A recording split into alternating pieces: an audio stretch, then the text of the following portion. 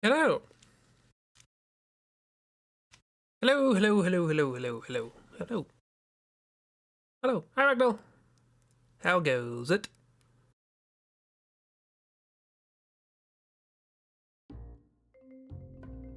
And a bear as well.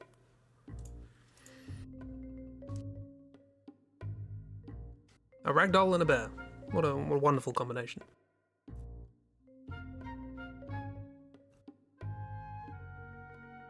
Facts! Bad combination. Page 3, that should be easy to find. Oh no, it's too far. It's too close to the front. I'm getting caught up in the introduction. How many pages of intro are there? My word.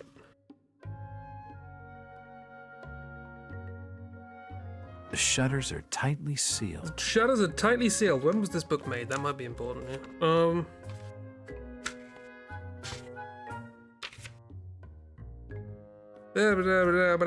This is how the streams start. Hey, Jib, you're here for the end. Hooray! You can remind me how it goes. 2018. Cool. Who was in charge of Apple in 2018? Was Steve Jobs alive?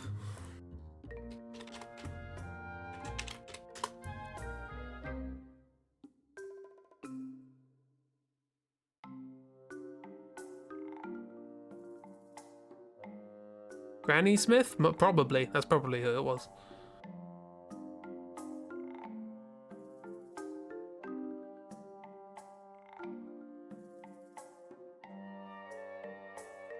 I just want to know. Did Wikipedia tell me? Hi, Karo. I don't care they have signed Oprah Winfrey up to a multi-year content partnership. This is not what I'm searching for.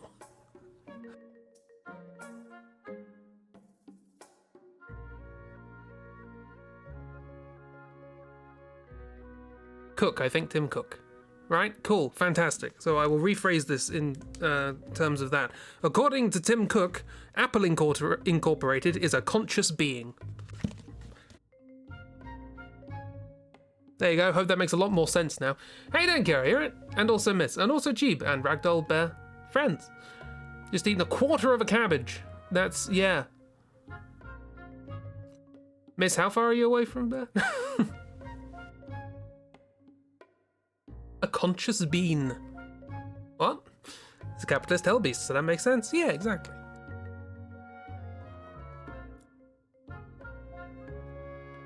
Yee. Welcome. Hi. Don't think you're far enough away. Oh dear.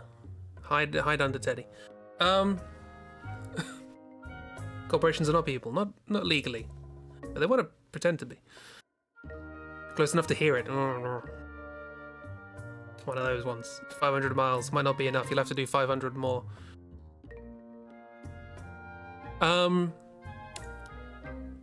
Lost track of time doing a few combat challenges in FF16 and your adrenaline's still a bit spiked. Ooh. Fun times. But yeah, okay. Nice.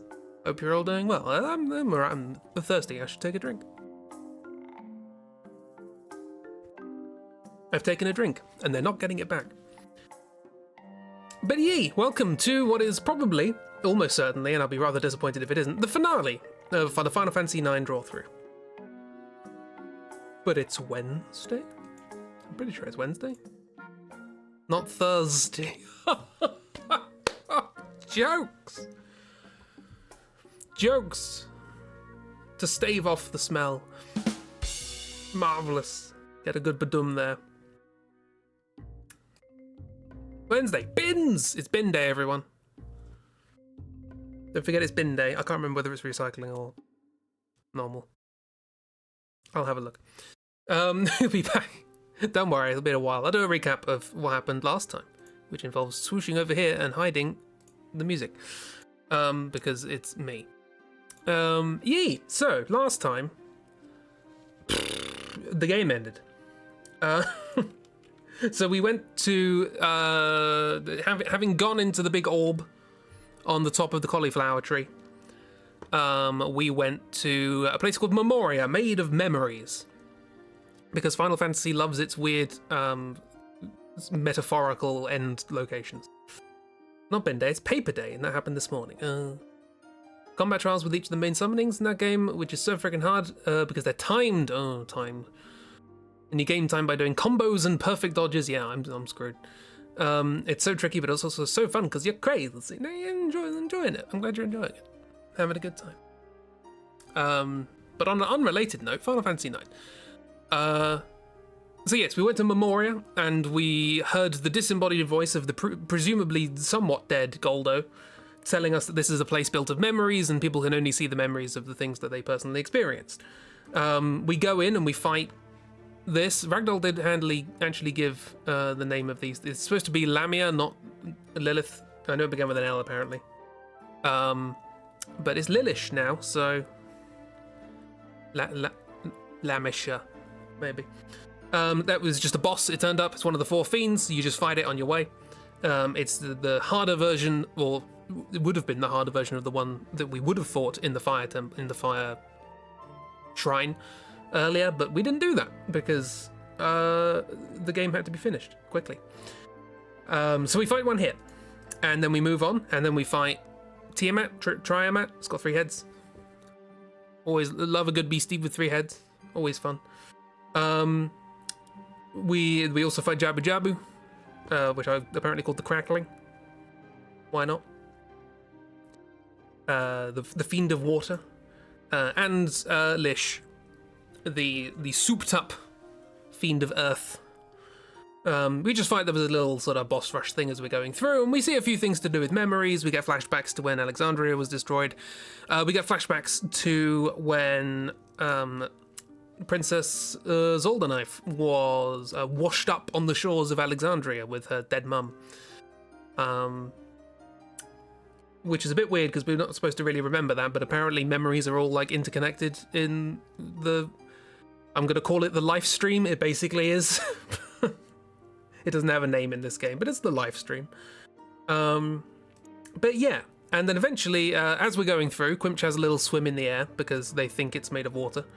And Memoria works like that.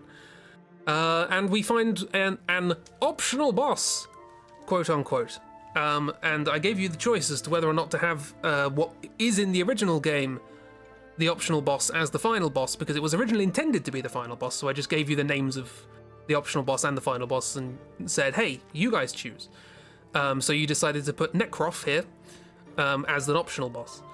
Even though they're the actual final boss of the base game. But we fought them as an optional boss, and they allowed you to fuse together 2 pieces of pumice stone. So that's fun. They also allowed you to make Jesse's sword, which is kind of neat. The OG final boss will be the final boss. So yeah, they were just there. They were behind a rock. We literally found them behind a rock. We didn't even find them behind a rock. We walked behind a rock and a message popped up above our head saying, oh, there's something here. So yeah, that just happens. We then catch up with Mr. Swan, but before we can do anything with Mr. Swan, he throws this at us, Death Guys, because this they liked this. This was a boss from Final Fantasy VI.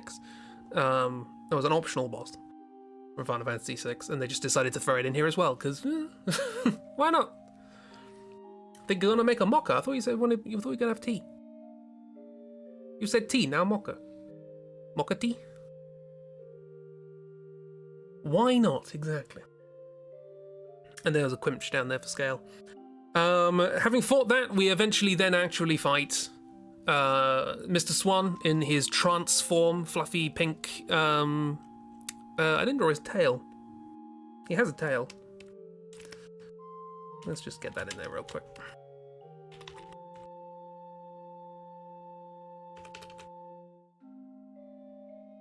I imagine it's quite feathery given the rest of the design.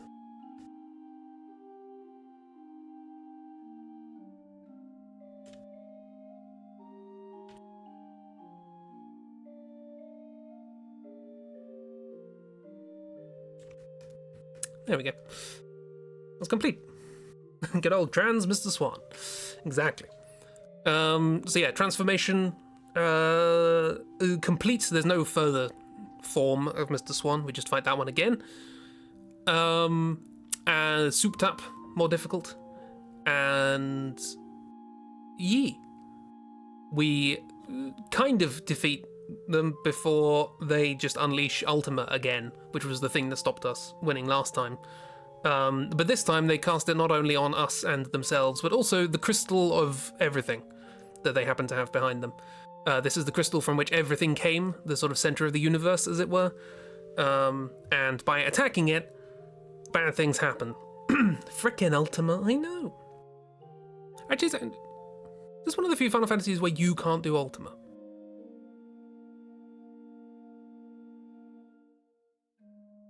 When was Ultima first a thing you could do in a Final Fantasy game? You can do it in 6, right? I don't remember it in 5. But then I don't... Is it in 5 anywhere? Don't know. Don't do Ultima, kids, exactly. It's bad for the fabric of the universe.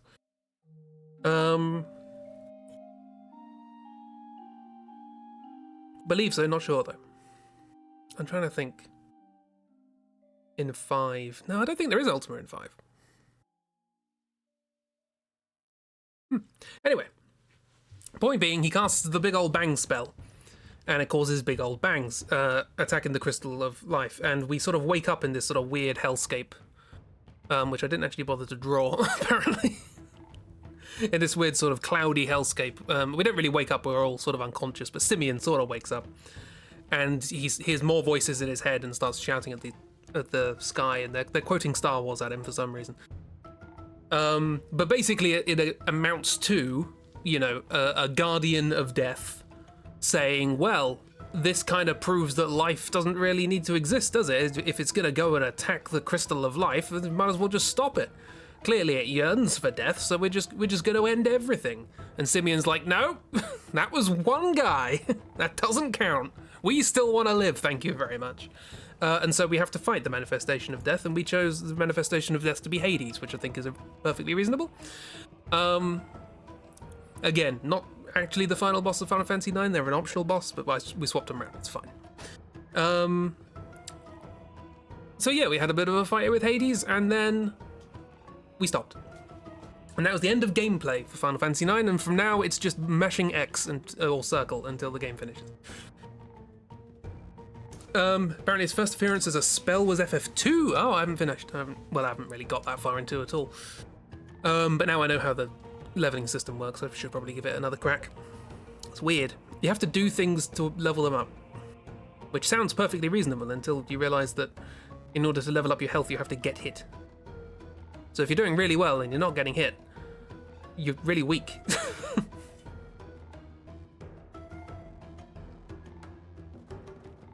It's a weird system. Anyway, so that was the last thing that happened, and now we go to cutscene land. We start cutscene land at the cauliflower tree. A couple of things happen in the cauliflower tree. Thing number one, the mist disappears. So I should probably get the old picture of the cauliflower tree that didn't have mist. Where was it? We gotta find it. Nope. Somewhere. It was before that, wasn't it? There was an eye. Anyone remember where I left the cauliflower? There's a cauliflower tree, that'll do. Slide that along. Match it up roughly.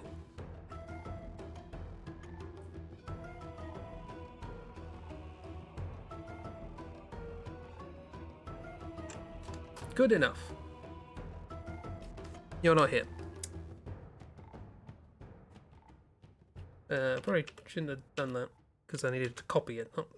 Well, no, what I can do is I can copy it, then undo all that stuff.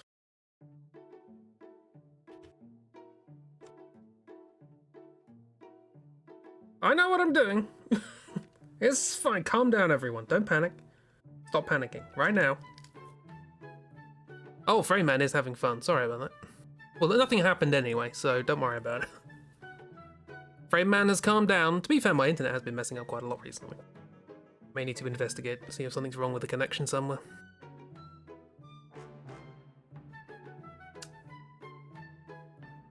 Oh, something is wrong with the connection somewhere. Should I go and sort that out really quickly? I've just realised I'm on Wi-Fi, not Ethernet. I bet the Ethernet cables come unplugged again. Okay, I will leave you with a little bit of music. And also Kiki and Longboy. And I'll be back in a second.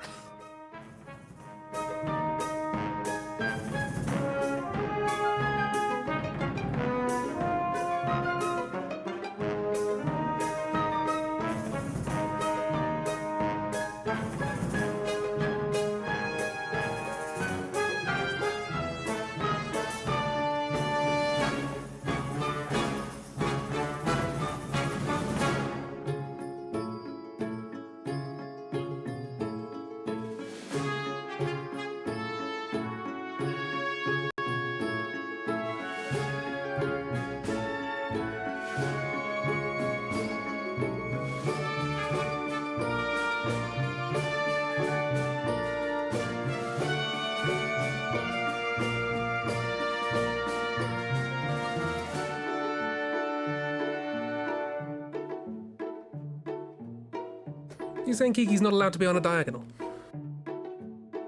I was about to say hello, Mocha. I don't know why I was going to say that. Quiet music. Shh. Right, I think I've staved off Rayman. Hopefully he will not bother us too long.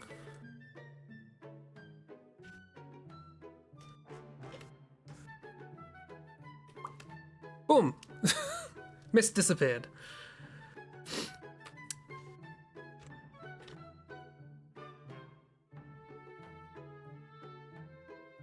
Kiki can do whatever she wants, exactly. She's asking why. Because I don't understand the question.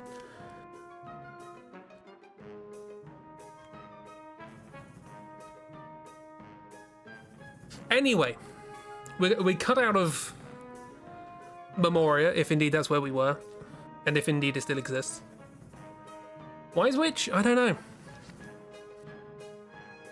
Ah, but which is when? When's why?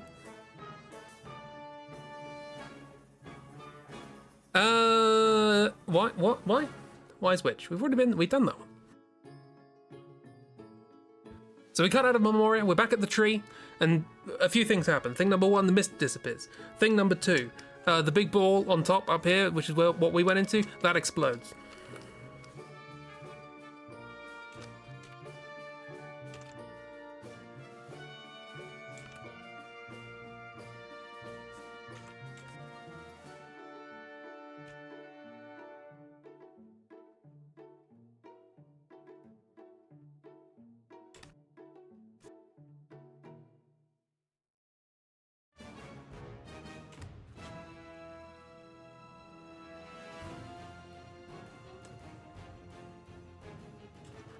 Now, naturally, this causes a certain element of concern for the people who helped us get in there.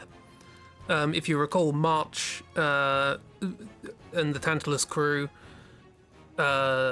Queen Girlboss, Jessie and the Knights of Pluto, they all helped fire at some geese to allow us in there.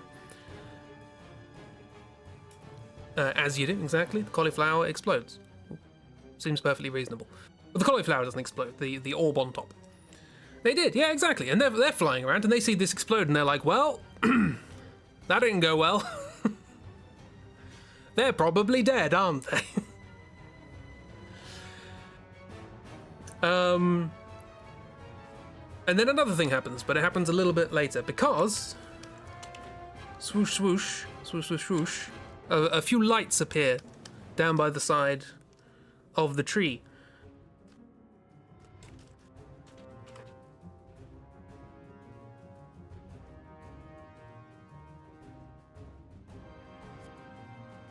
Come on, autosave, give me a break.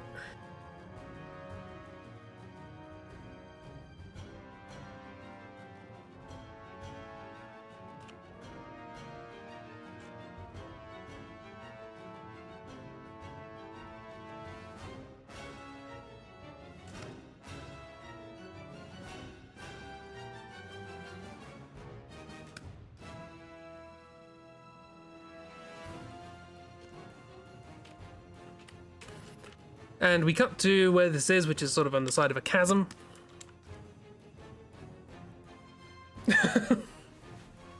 Thank you for adding quotes. I added the quotes that Miss has been talking about in Discord as well. But yeah, we cut down to the ground by the ether tree. These are supposed to be tree roots in perspective. The drawing is difficult, right?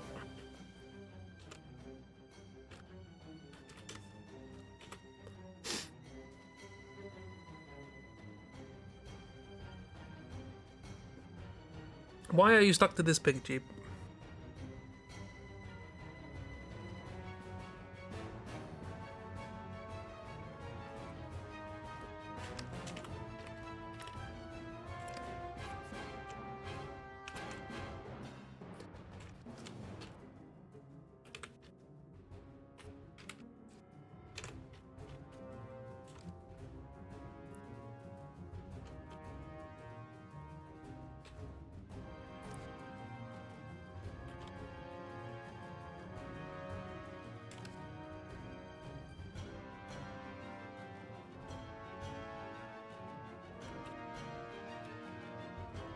And it's us, teleporting to safety.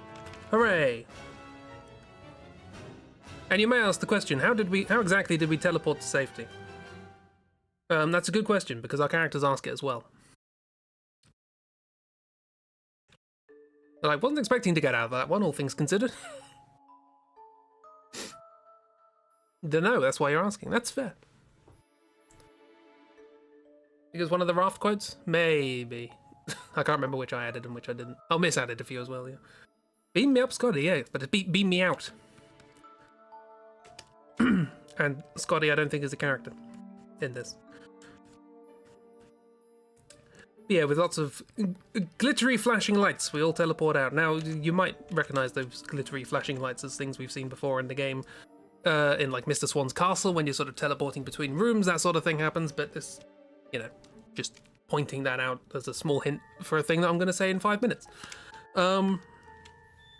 Yes, I can still telegraph things. I know this is the end cutscene, but I can still do it. That bit's raft, yeah, when Chib ends up wearing its severed head. Circle of life. What?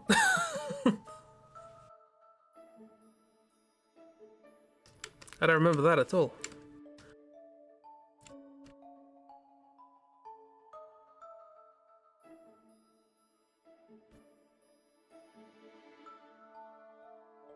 But yeah, despite the fact that we only chose 4 of us to do the fight, we all teleport out. We're all fine. I won't draw all of us. It will be implied. Implied by the existence of this big tree root here.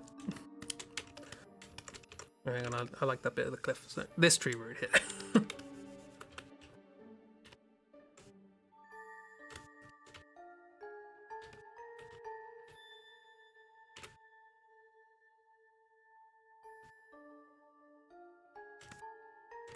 There's a bunch of fooshes down there as well.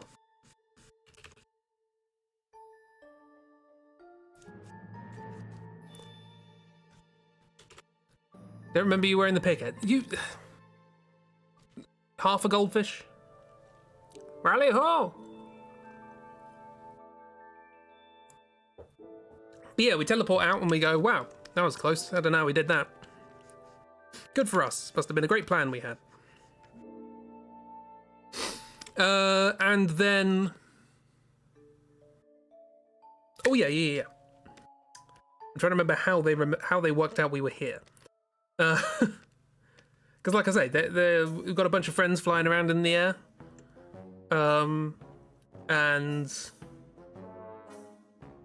I can't remember who.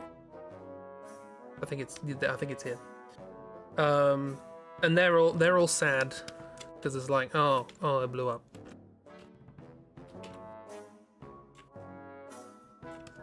That doesn't seem like it went well. And then, because I forgot to mention that they were here.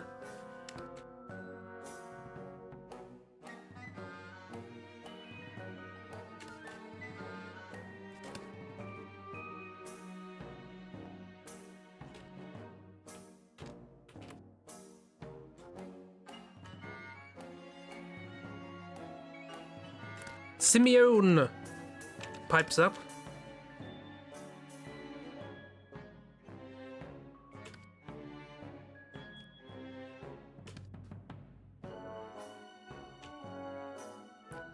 With portals, you can make really weird slot machines. That is the basis of my PhD thesis, for anyone who doesn't know. Yeah, Simeone's here. Although I didn't really say she was here. She is. Quite how anyone knew to get her, I don't know, given that I don't think we told anyone. The whole point was to not tell anyone that we're doing things. I don't know. Plots, it's fine. Yeah, they think everyone's dead because the thing we just flew into blew up, which is a perfectly reasonable assumption, all things considered. But Simeone pops in and goes, yeah, no, they're alive, they're on the ground. And we're like, how do you know that? And they say, gnome stuff. Gnomes know when gnomes are.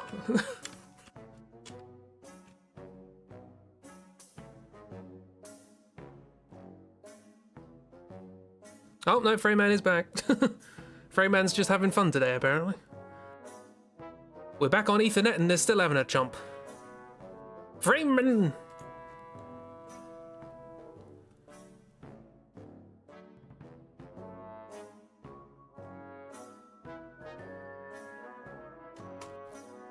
A wizard did it. Pretty much. A wizard did it. That wizard's name was Goldo. But anyway, Simeone just pops in. I'm using the wrong pencil, which is why it's really thin. Hang on.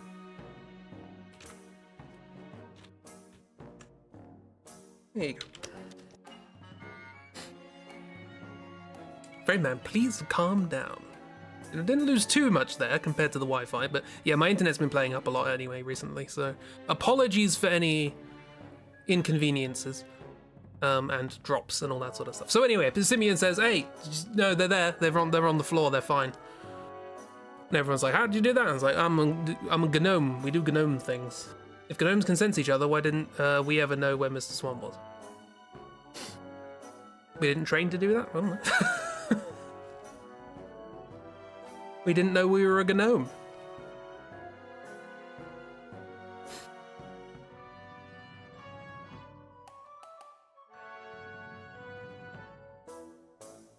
Human beings are capable of learning mathematics, but unless someone teaches it to you, it's going to be real difficult to work it out. So yeah.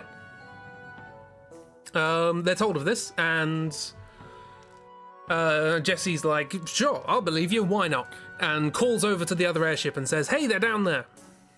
Because our protag is the theatre kid, not a wizard. Yeah, okay, that makes sense. Yeah, you're expecting the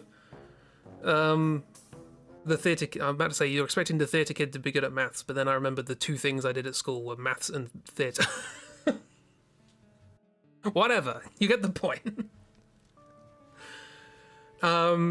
So yeah, they radio into March, and March flies down, comes down, and comes to pick them up. Like, hey, you made it out alive, good for you, good job.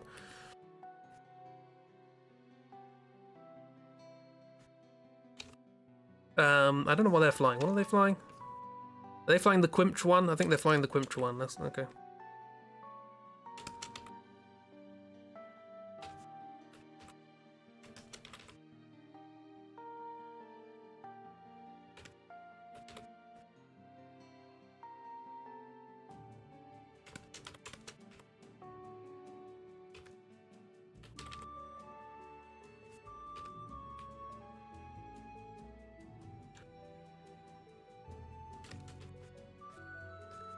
Because Jesse's on the red rose. Am I Simeon? I hope not. But then again, I'd have a useful tail. That'd be neat. But would I trade, you know, monkey's paw situation? You can have the tail, but you do get the personality of Simeon.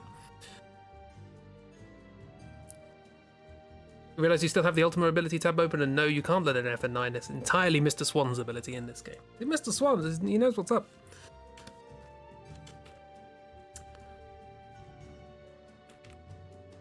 Strong lad.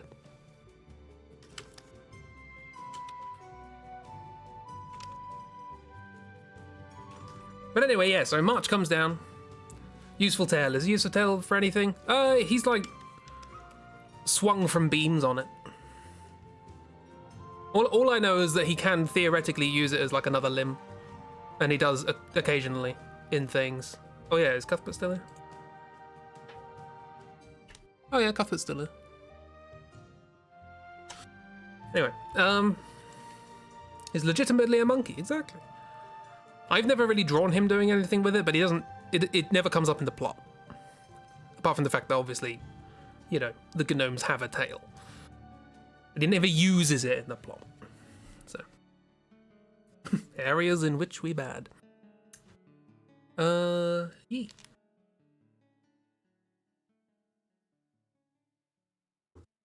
So they say, hey, get on the ship, we'll go back. And we're like, that's a great idea. And then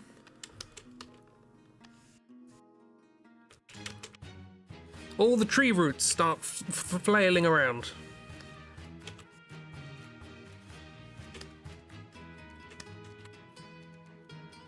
And then we go, hey, that offer to get on the ship and leave, right? That's still a good idea, yeah?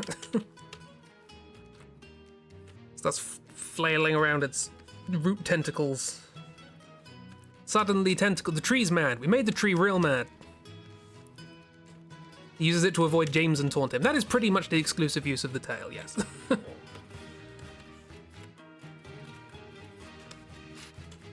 Also, some of the tree roots have like horrible mouths in the end of them. It's very unpleasant.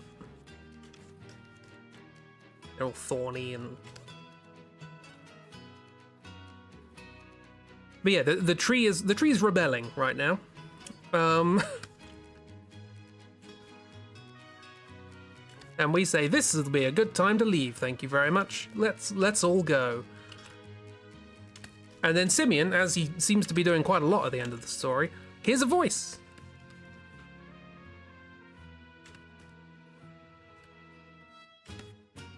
Now, I can't remember what the voice says exactly. Oh, it's that kind of game. Mess. First Jow, now this.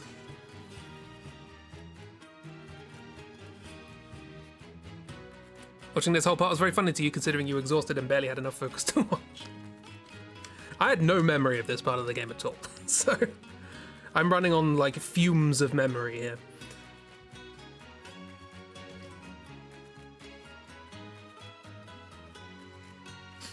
I had to draw 5 Jurgens to be able to draw a Jurgen. What?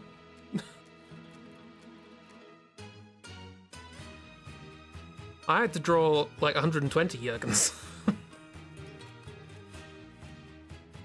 The juxtaposition between the forest graphics and Simeon was so funny. Yeah. So Simeon hears a voice. Don't worry about it. We're really worrying about it. So yeah, Simeon hears a voice, and the voice says something along the lines of like, well, at least I did that. You're welcome. I don't know. I'm making it up, but it's something like that. It doesn't particularly explain what it's actually trying to say, but it's cryptic enough, but also enough for Simeon to go, what? Who said that? And everyone looks at him like, you're hearing voices again, aren't you? And he goes, yeah, but usually there is actually somebody talking, so who was that? And it wasn't Goldo. I know Goldo's voice by now. He's constantly bloody talking to me. Who was that? And he goes, ow. Yeah, you guys go on. I'm staying here. And everyone quite rightly goes, there's a giant tree attacking right now.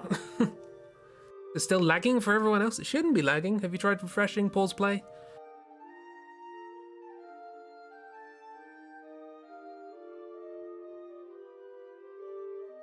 Just keeps repeating himself. That's just me. I'm always bloody repeating myself. I get distracted by something and then reiterate what I just said 3 times. Lagging for you sometimes? Weird. If it keeps happening, I can stop and start the stream.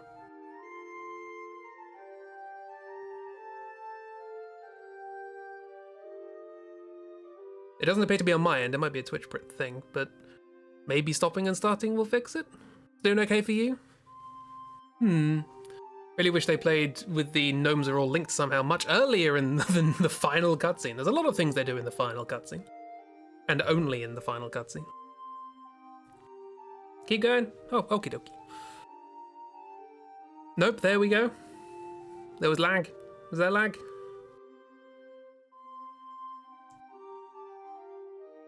We're 40 minutes in and we've got so much more to do. This could be the remix. What is happening? I don't understand. This hasn't happened before. Frame Man, you found a new way to attack my computer. See, I just watched the last episode of Doctor Who, and now I'm imagining like Frame Man with the powers of the toy maker. Just messing with the reality of my stream. Okay, well, I'll go for a little bit more, and then we'll see how it goes. So anyway, yeah, Simeon hears the voice, and he goes, yeah, I'm staying behind, you guys go on ahead. And we're like, this place is, something real bad's happening here. The tree's attacking, it's flailing around, it's gonna kill you. What are you doing? And Simeon's like, he's still here. He didn't die in the explosion either, and he got us out.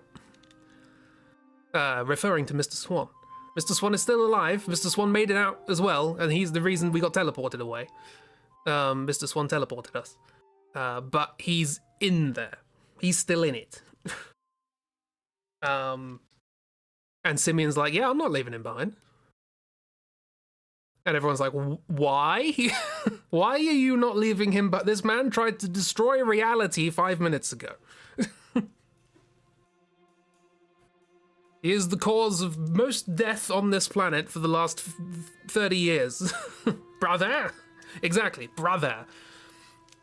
But Simeon has this thing. He has this thing about, you know, trying to show people. Do you remember the whole thing? This is something I've never made the connection of before. Do you remember that thing with Knuckles, rest in peace?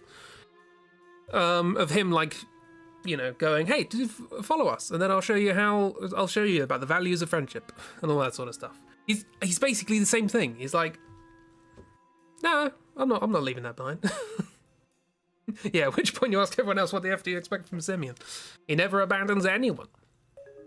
Precisely. So upon realizing that Mr. Swan is in there somewhere, he's like, yeah, no, you guys go on ahead. It's at this point that Knuckles, if he were here, if he was still alive, would go, yeah, sure, fine, bye.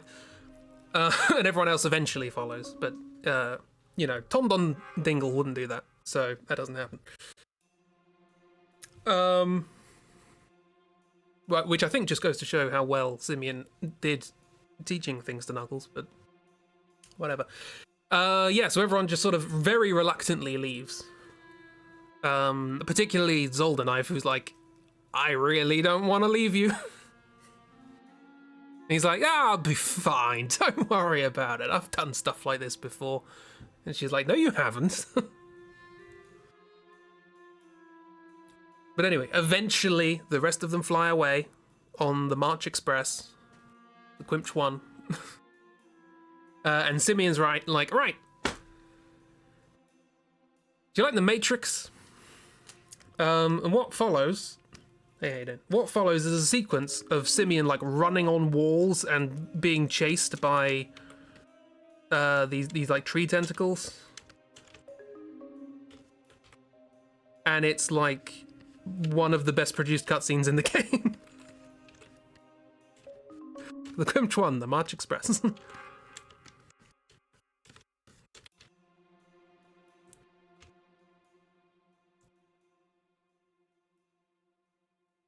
But the fun thing about it is that for some reason, they wanted this cutscene to be, like, seamless with gameplay. So as a consequence, all of the environmental things, all of the big tree roots that are smashing around and flailing and all that sort of stuff, and the environments that he's running through and all that sort of stuff, they're all, like, pretty good 90s CGI, or early 2000s CGI. And Simeon is just in-game model. Like 10 pixels. Crunchy model running through this cutscene. And it's very silly, and I love it.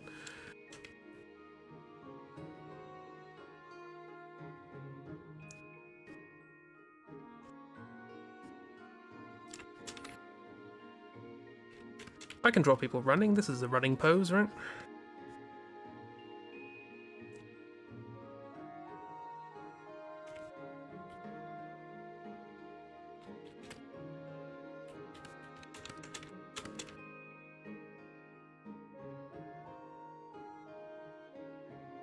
And he's having a whale of a time. He's like surfing along these things.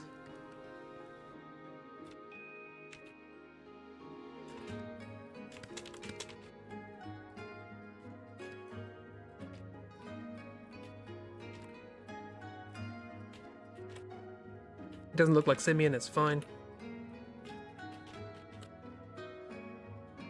There's that.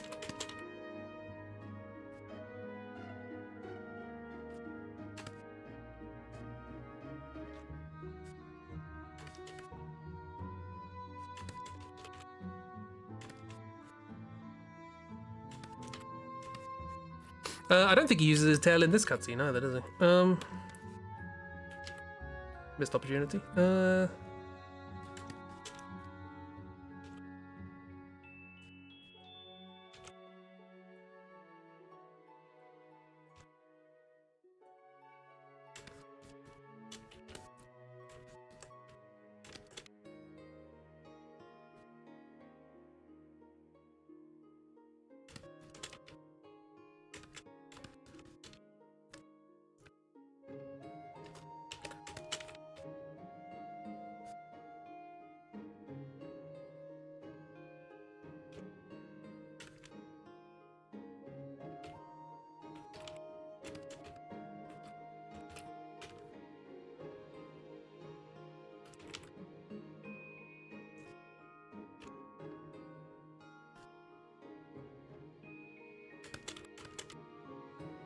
Yeah, these things are like smashing into walls behind him. It's all very action-packed and cinematic and very befitting of the music that's currently playing.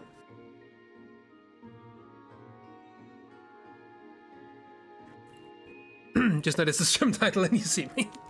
I've got a lot to get through. But yeah, he's like running on walls and he's like surfing on these things as they fly around. He's having a grand old time.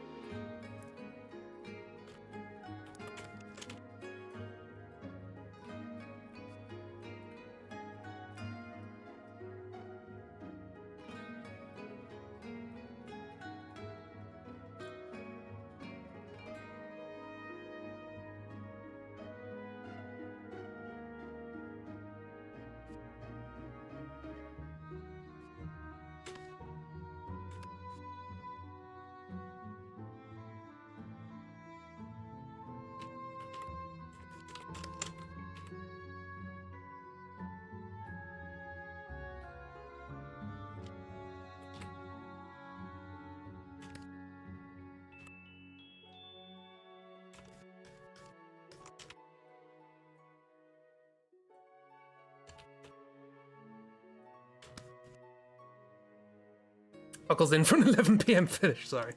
But yeah, then he's sort of making his way deeper down into the bundle of roots and things, and he sort of jumps into this sort of hole in a network of roots. And he sees. Let's use a bigger brush for this so that I don't. They're saying sorry, we're enjoying this. I don't want it to go on for ages.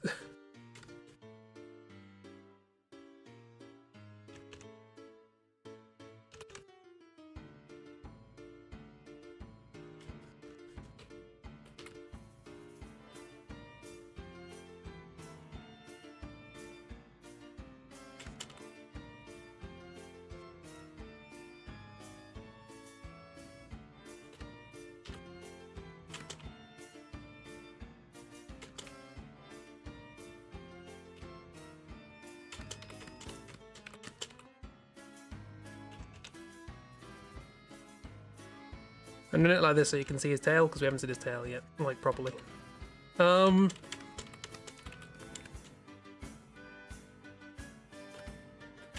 We see Mr. Swan lying on a sort of... I don't know, sort of a weird...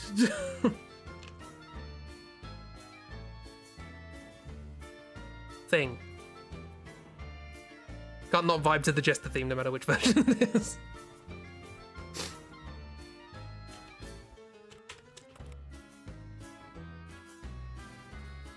Yeah, but it's sort of like a... You remember the inside of the tree being all slightly alien? It's still slightly alien in here.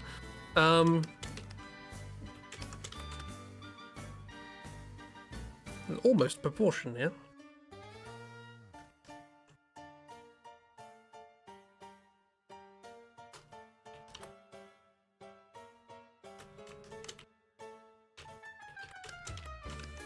But yeah, he's on a little platform sort of suspended above in this sort of hollowed out sort of central bit. And Simeon sees him. And he's like, oh.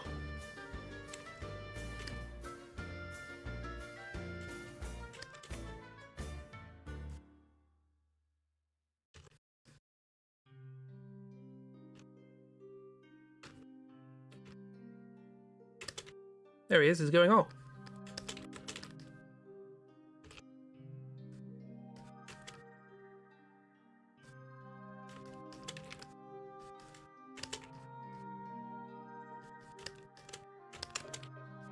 He's like, there you are.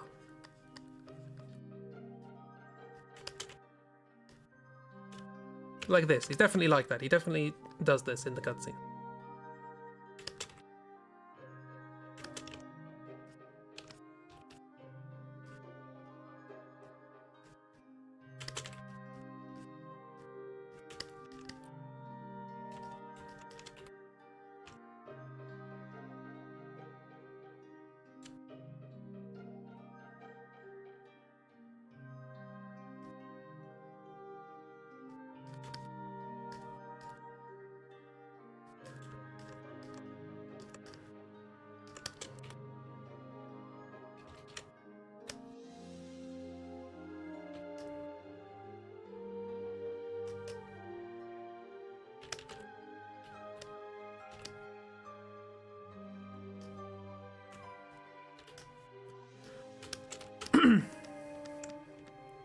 You better, yeah. He goes, ah, there he is. I found Mr. Swan. The problem is that he is doing this in midair as he's falling, and then he just sort of goes like that. There's a whole like Matrix turnaround of that, of him just in the air going, ah, and then smashes on the floor. I think then we cut to everyone else for a bit, and they're like, I hope he's all right. And then we cut back here. Again, I'm running on. I remember very little about the actual end cutscene, even though it happened very recently. But anyway, eventually... There he is. Ah. But yeah, there's the cutscene is sort of like... Ah, there he is! And it's like the funniest thing in the game. And it's in the end cutscene. Legitimately, it made me laugh out loud when I saw it. It's very silly. Simeon has never been alright, that's fair. This part is at least correct, yes. Anyway, eventually he climbs up. And they have a little heart-to-heart, and Mr. Swan does the usual villain thing of like, why are you saving me? Why? I gave you away, I teleported you out. It was the one bit of good I've done, ever. And Simeon's like, exactly.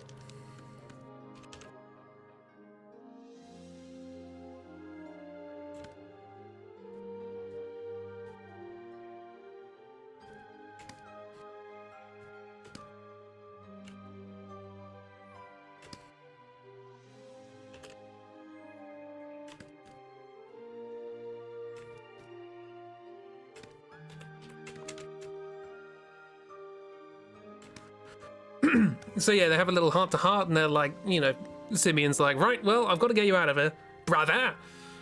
And Mr. Swan is very, no. I am in the process of dying. Did you not remember what Goldo said about the fact that I have a very limited amount of life left? There really isn't much point to this, Simeon. Simeon's like, that's not the point. You give up on everybody who's in the process of dying, what's the point? We're all in the process of dying. Life! is in the process of dying. It's the bit before that that's important. Something, something. Making the most of life, and there's good in everyone, etc. Mr. Swan has a moon. He also looks like he has broken legs. Don't worry about it. Point is that Simeon wants to feel good about being good. Exactly. But yeah, so Simeon refuses to leave his side, even when the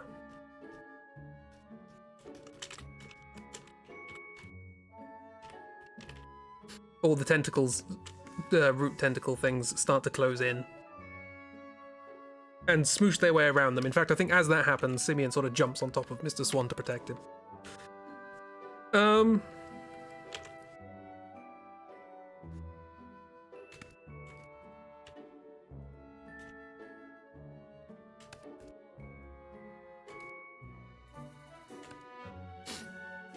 Not in that way, miss. What did I say now?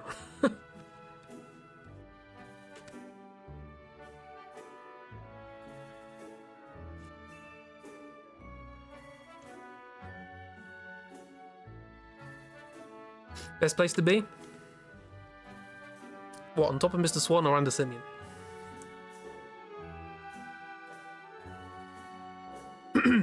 Just the tentacles in general. It's fine. Don't worry about it. Everything's fine.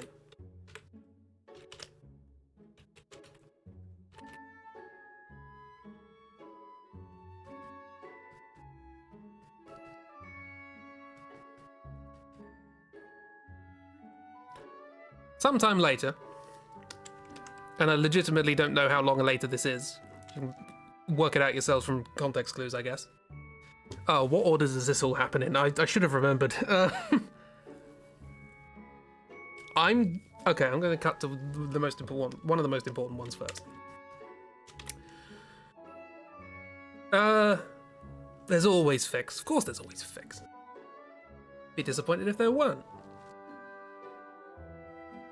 In fact, I think Final Fantasy fanfiction was the first fanfiction I ever came across, because I was like, I want more of these games, and then I discovered that people get really weird about these games. But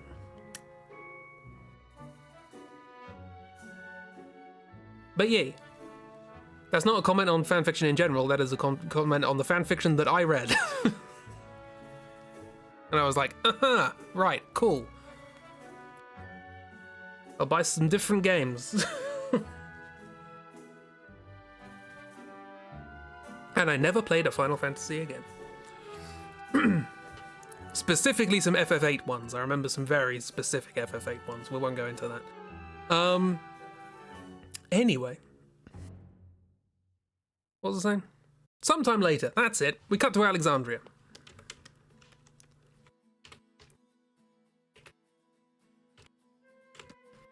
And please go into that now. You're curious. Yeah, that's what Kyle said.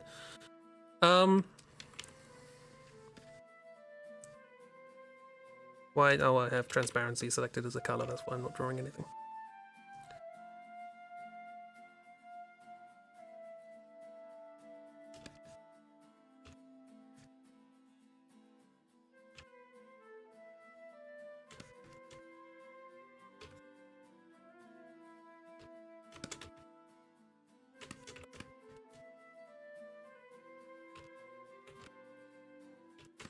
The fandom experience should always be you and like a small group of friends, especially for large fandoms. Large fandoms have a lot of loud weirdos. Yeah.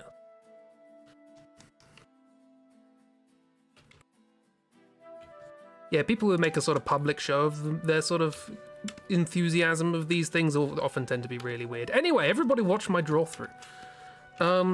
We cut to Alexandria, and there's a happy little black mage walking through. There he be. Here's the babe. I don't know why I'm drawing this in such detail, but I am.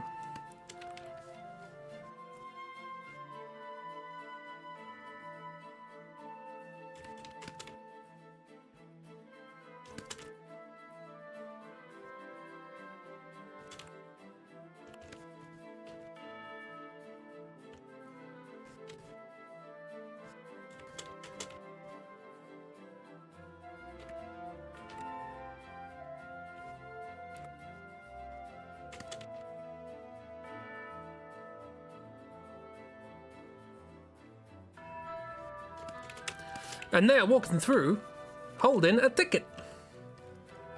Yes, they are. They have a ticket. Do you remember the beginning of the game?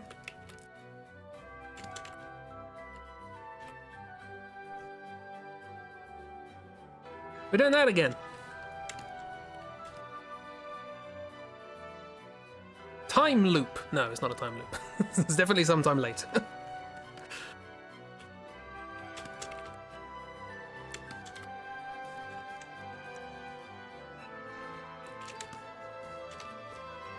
And they're walking along and they got a ticket and they're going to go see a play.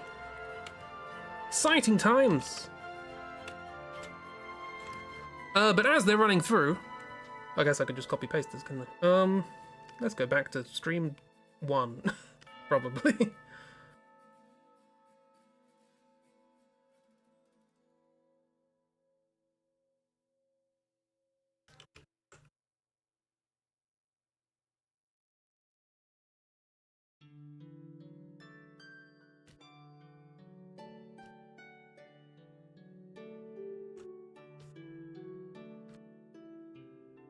Boom! Oh no, a little rat boy comes along and smacks into the back of them. Frame Man, oh for God's sake. Boo! Actually, was that Frame Man? That might have been Twitch Man. Interesting. Enthusiastic's fine, but there's a reason why you're picky who you interact with when it comes to PG-3 fandom. You've seen a lot of people get really weird TM about people dressing party members in sexy outfits. You're welcome to dress the party members in sexy outfits. Just don't get weird about it. Twitch Man, go away. We need a new design for Twitch Man. Oh, now my chat isn't even updating. Twitch is having a time right now. But I can see in my bot the butts. So that's good. I can see butts. That's good. I refuse to elaborate. Oh, also it's on screen. Okay, so my on-screen chat's fine, but my actual Twitch chat isn't. Let me refresh that.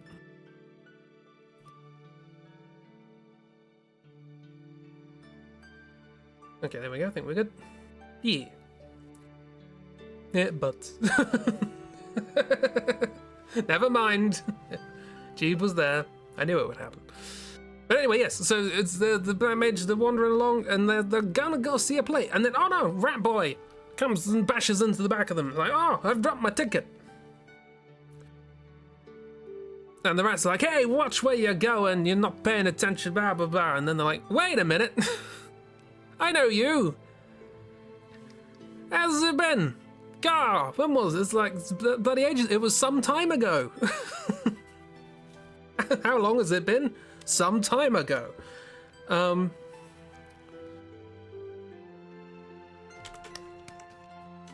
let me draw the rat boy being excited. Which way does the hat go? It goes on the other side.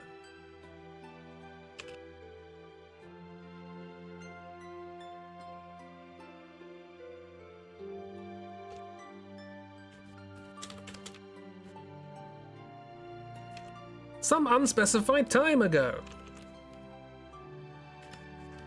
What did I draw you in?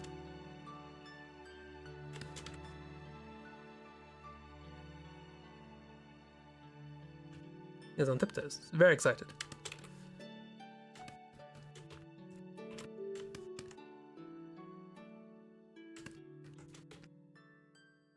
And they turn around and they go, what?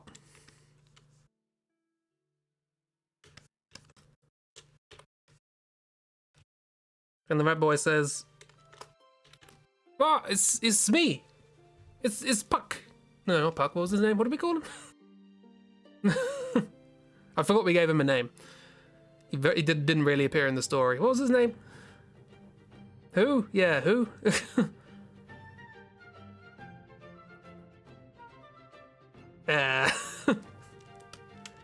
It's the rat boy.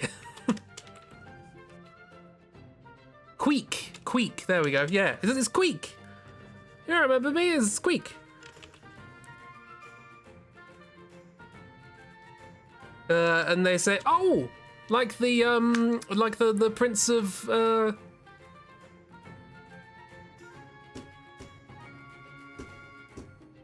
I want to say Barcelona. It's not Barcelona. Bamicia, that's the one.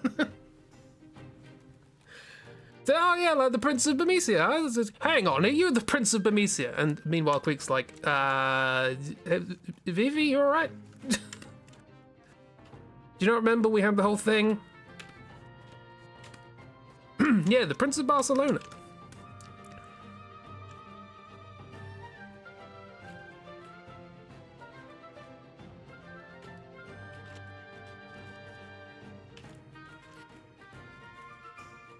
And they're like, oh, don't think I've met you before.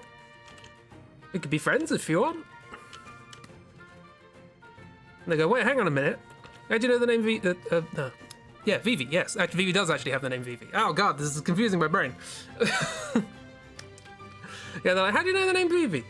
It's like, because we did the play thing before, and then we met in Claver, and then that blew up, and we done loads of stuff together.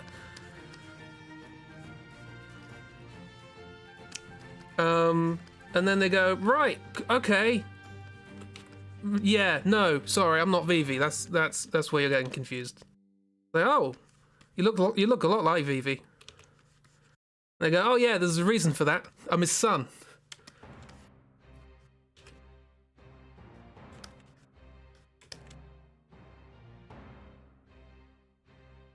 And it's at this point like 5 other Vivis come walking in with tickets in their hand.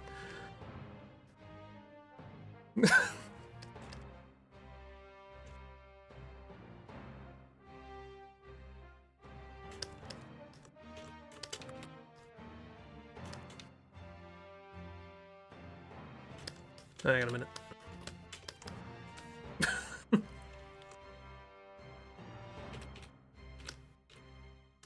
So yeah, this is your first clue as to how long it's been.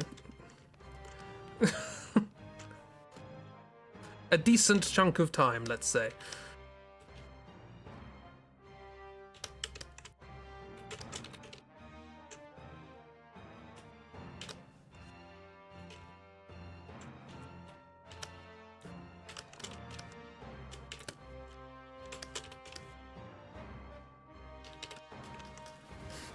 Yeah, and Queek just turns around and goes, oh my god, there are loads of them, and runs away. How does any of this work? Well, I mean, bearing in mind that, like, black mages are manufactured, and also their lifespan's, like, a year. You know, these things are going to happen quickly.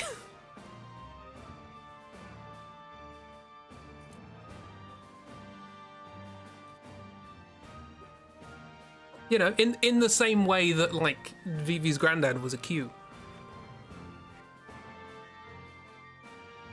These things, they're all over the place. About the Frame Man. Why is Frame Man here today? This is really weird. Doesn't want it to end. Frame Man just does not want this stream to end. Does that mean Vivi died? I'll tell you now, it's ambiguous. The game neither confirms nor denies. It's up to you. All we know is there's lots of Vivis now.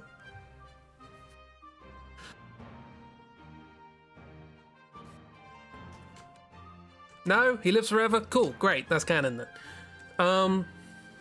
Yeah, the game doesn't say he dies. This is what we get for Vivi's ending. Is he had like loads of kids, and they're all very happy, and they're gonna go see a play.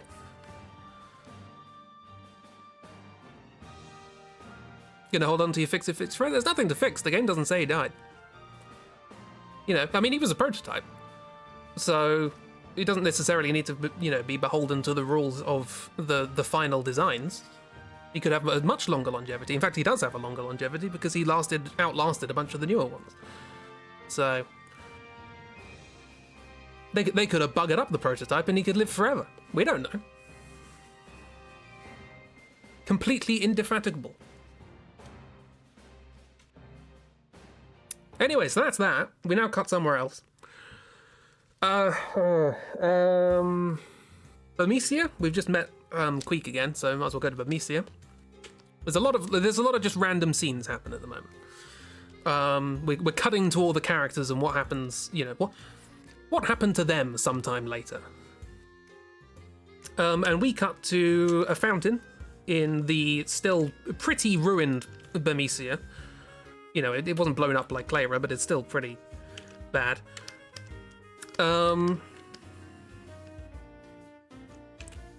If I just draw what it's supposed to look like and then just work from there.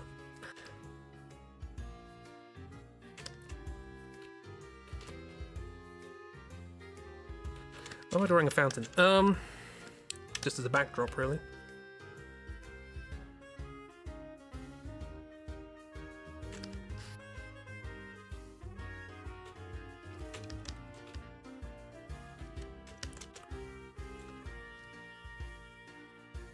Frame Man. Frame Man is coming in tiny little bits, and I don't know why. That's really weird. Oh no, actually, this is quite a big one.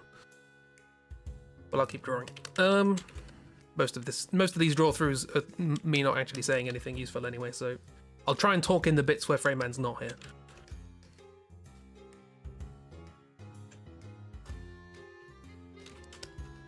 Which is not now, apparently.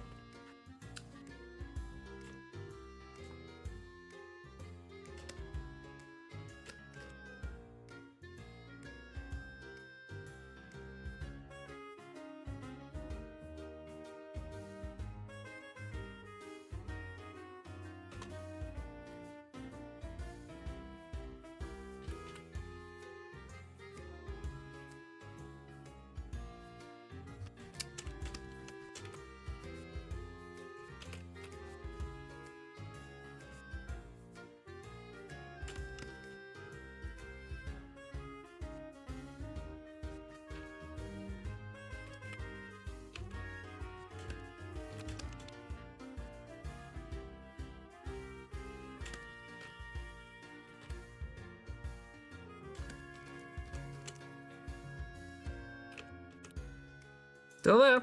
Hello? Hello? We might want to refresh after this. I'm sorry, everybody.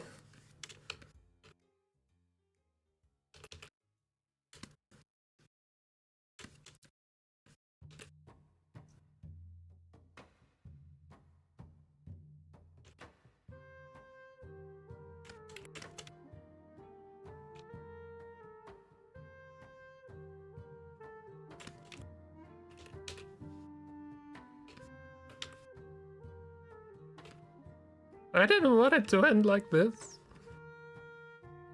So behind and laggy, yeah, you're gonna have to pause and play or something.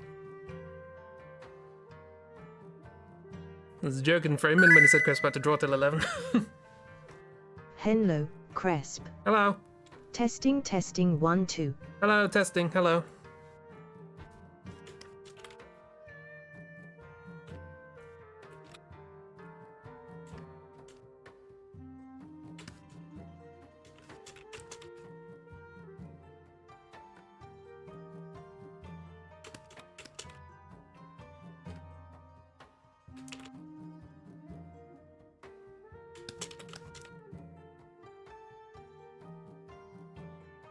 Hello! Oh, that's what happened. Watson's lever went up, I get, okay. And Frame Man got excited. Hi Plamp, welcome to Frame Man's stream. How you doing? Not much left, this shouldn't take long. Frame Man, it's a big smile. Wow, big C smiley face, that's intimidating. Hey Plamps, how's it going?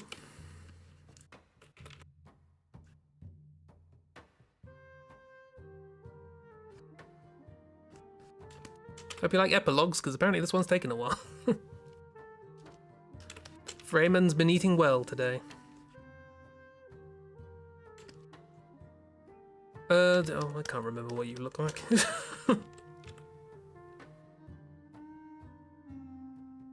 Time to go searching for reference. Should probably have got this ready beforehand. 4, that right?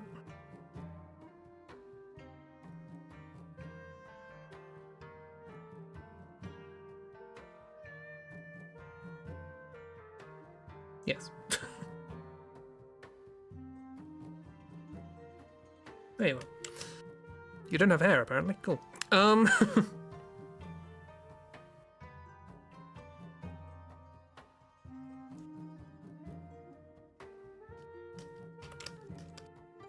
Yeah, how's his plan? Also, how's everybody doing? You having a good time?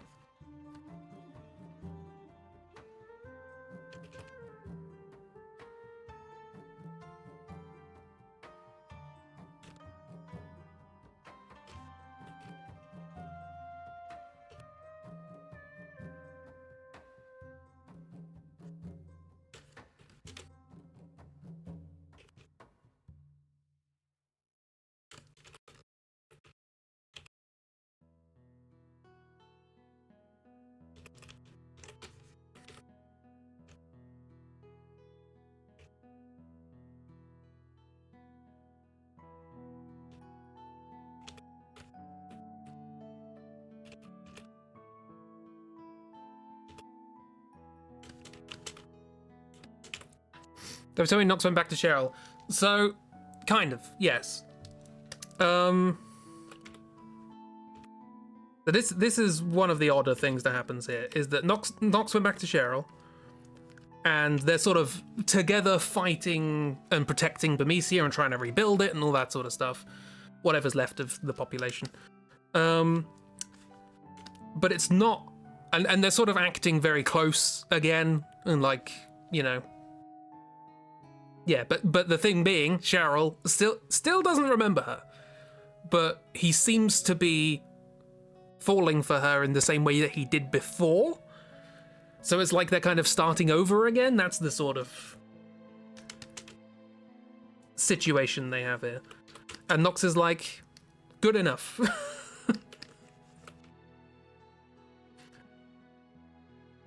I'll never have that person back. But this is good enough. Nox deserves better. Yeah, Nox deserves better. Add Nox to the list. He's got trousers now for some reason. Also, much longer legs than Nox.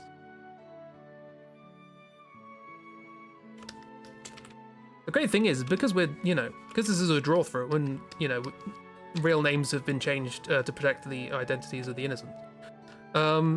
We can just make our own character called Nox, who gets better in something.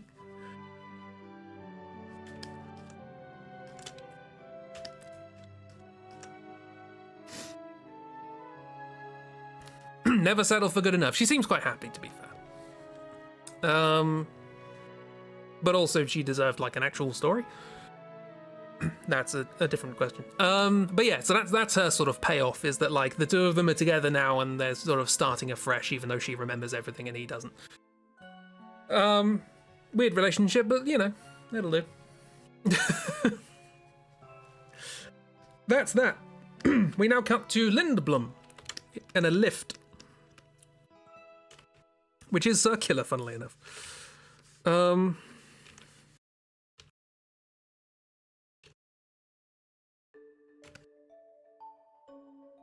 So we know what we must do. Is it labelled? Of course it is.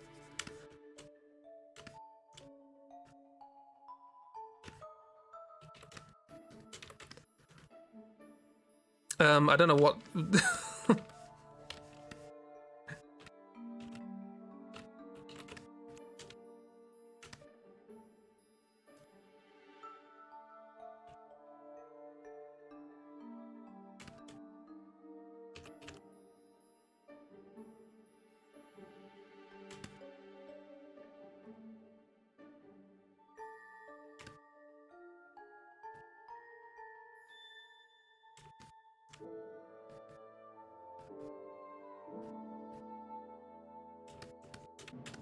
That sticker's not big enough. So yes, we're in a lift in Lindblom. We're in the royal lift, which we have seen it before in the game, although I don't think I've ever drawn it. There's like a cuckoo clock in here for some reason.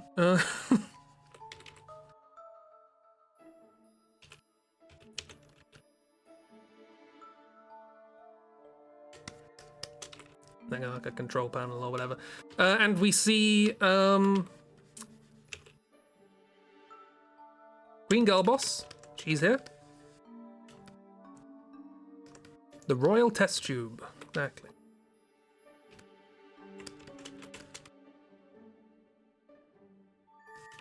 Lady Girl Boss here, trying to calm down a very excitable and very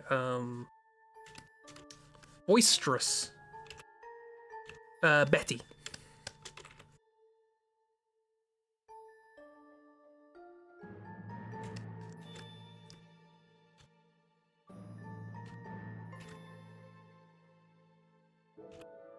Who is right now just very excited that they're going to see a play.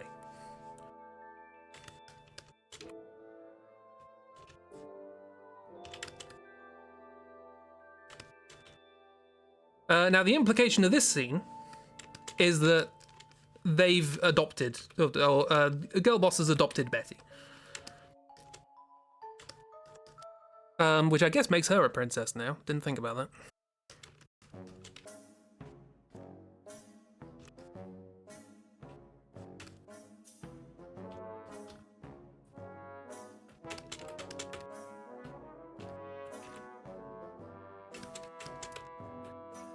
Those expressions are sort of shouting that isn't quite a smile, it isn't quite angry. Like a toddler shout. Good for Queen Girl Boss. Yeah, exactly. Sorry, I did have to slightly change my way of saying that because I was going to say that they adopted. But no, it's just her.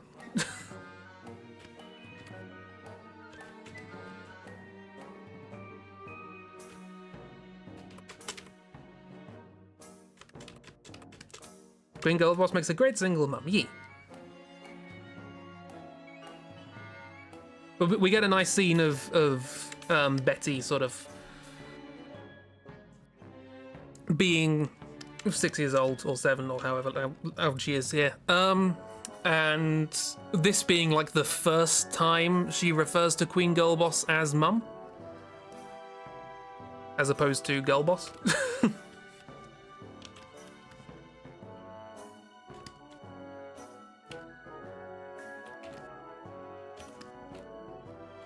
And it just kind of happens and it's very cute.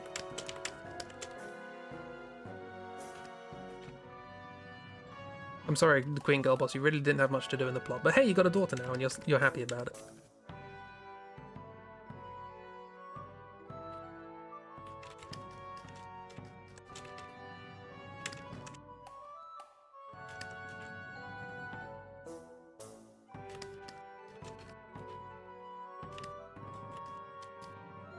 Yeah, Betty's happy to have a family, and then Queen Girl Boss is happy to have a daughter.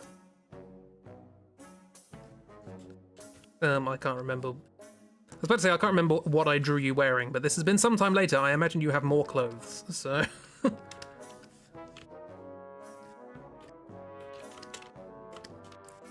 And I'm on a deadline, so you're wearing a robe. So yeah, we have a nice little scene here. And they're going to see a play as well. Exciting times.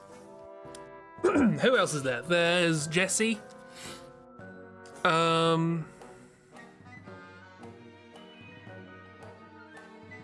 was going to say Knuckles isn't in our story anymore, but he's also not in this, so it doesn't matter. There's Jessie's thing. Obviously, there's Zolda Knife. We'll get to that.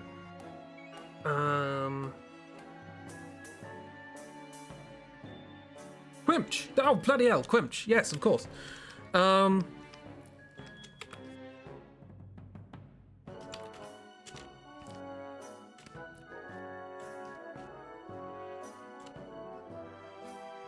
Quimch is in the castle of Alexandria, for that is where the play is taking place.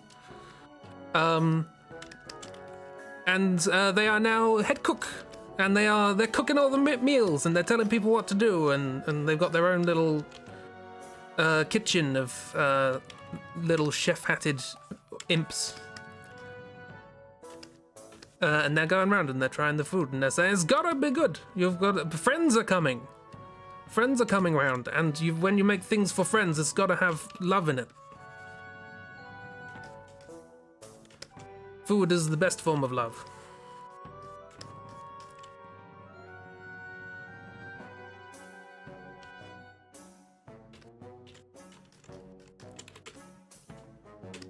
Yeah, Quimch gets a real cool job. Gets to try all real cool food.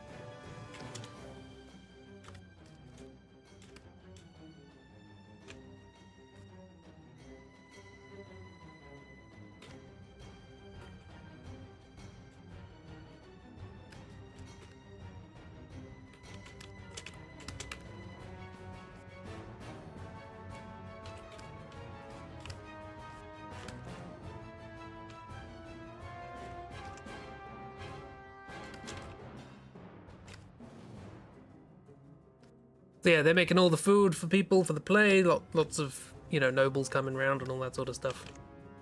Basically, a kind of similar setup to. We're mimicking the beginning of the game, basically. Only now people know each other and their friends coming around, and it's all very exciting.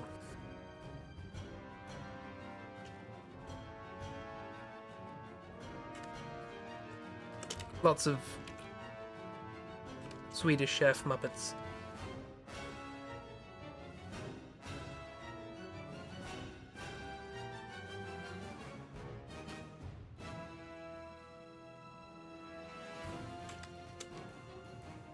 They're all helping out.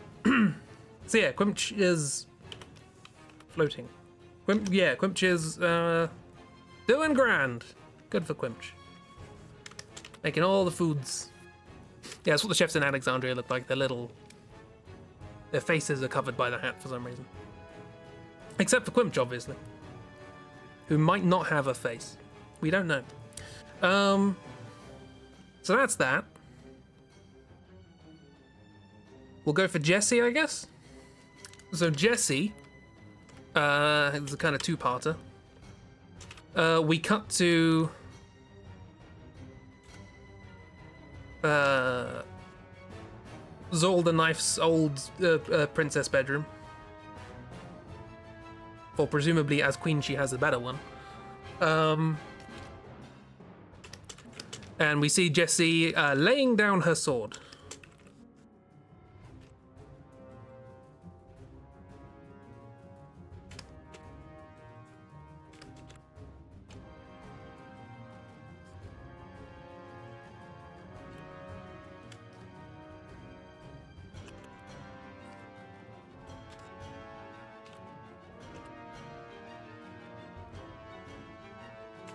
And bidding, presumably, a sad farewell to her duties.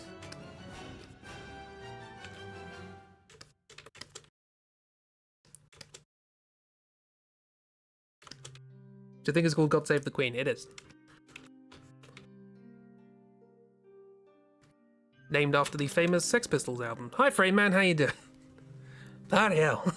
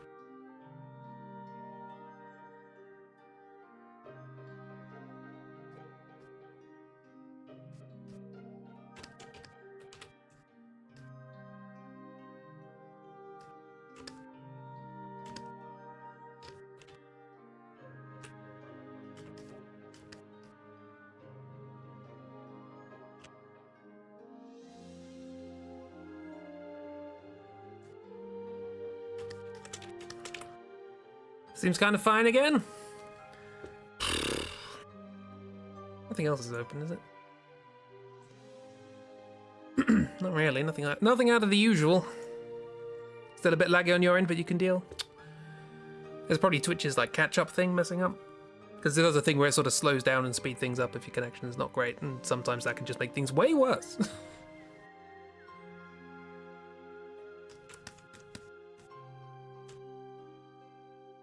But anyway, whoever this is, this Jesse impersonator,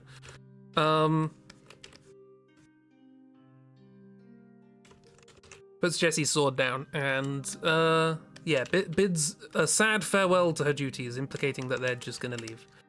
We knighting a table? Yes. She is knighting a table as her replacement. We are now going to have Lady Table of the Alexandrian Guard. Hi, Christy Hayden. Welcome to Freyman's stream. I am occasionally interrupting it. But yes, the idea is that she's like abandoning her post because she's been through it and she doesn't feel like she should be doing it anymore. However, cut to her trying to leave.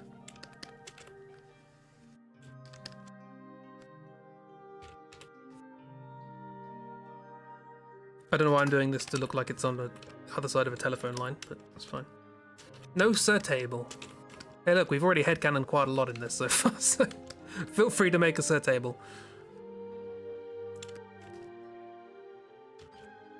How you doing, Christy? Having a good day?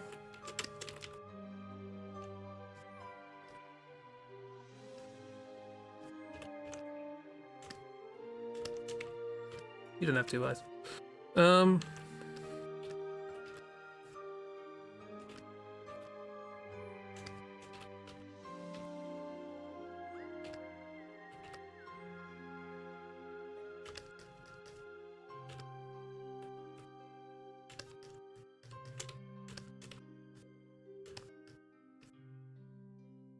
Niece had bad internet as well. Never thought you'd see the day where your internet reigns supreme. Yee. Go your internet. Hurrah. But yes, as she tries to leave, James hops out from literally behind a wall. And intercedes and pleads with her to not leave.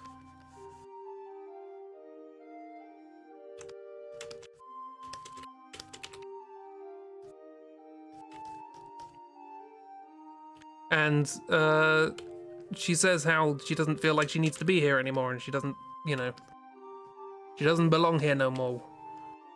And James is like, no, nonsense.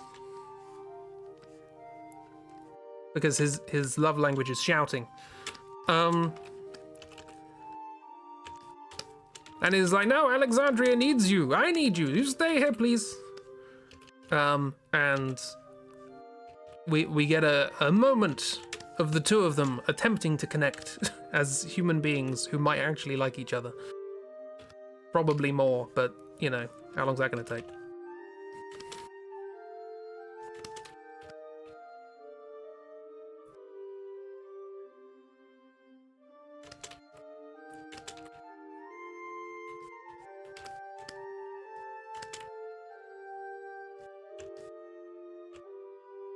Then you're going to be power swatting.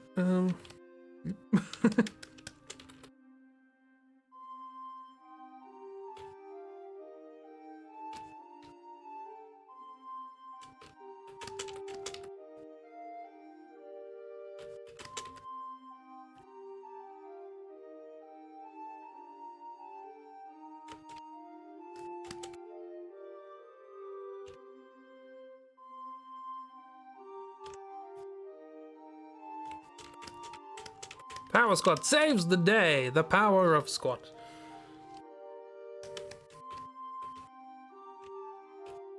I still don't know how pauldrons work. Not that I've ever particularly tried to learn. I just keep drawing them the way I do and don't learn anything. It's the British way. Not sure about something. Just keep doing it how you were doing it and complain when it doesn't go right.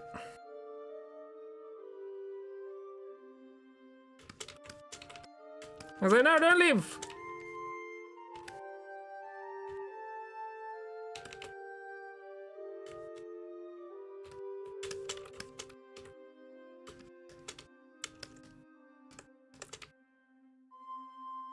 I'm here too, behind the bush.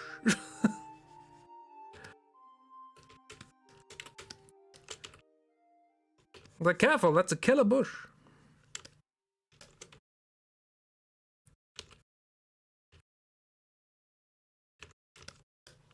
And then we cut away from that scene. Is there anyone else? He was in the process of leaving, so behind a bush. Exactly. People leave behind bushes, that's how you do it.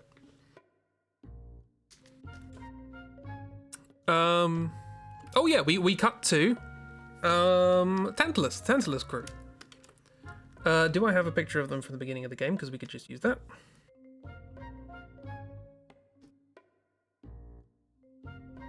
After that. Okay, not really.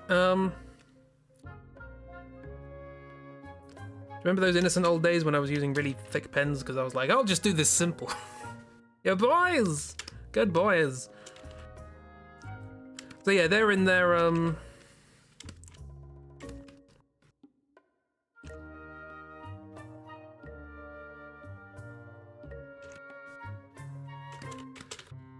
they're back on their ship, which presumably has been repaired or replaced, probably by Quimch.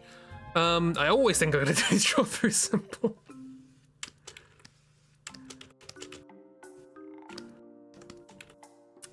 And they're talking about how, you know, they're gonna go and perform a play. That's what they're gonna do. Right, just like the start of the game, only Simeon's not here.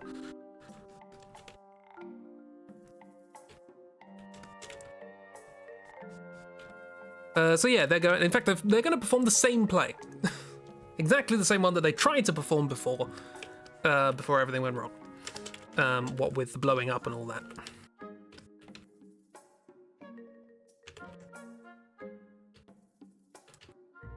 You had a strong nose, didn't you, March? I can't remember how. I won't trick anyone, because I'm bad.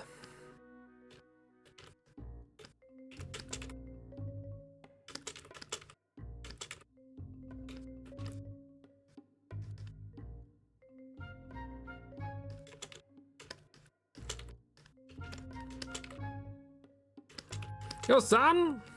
He's here. He's doing good.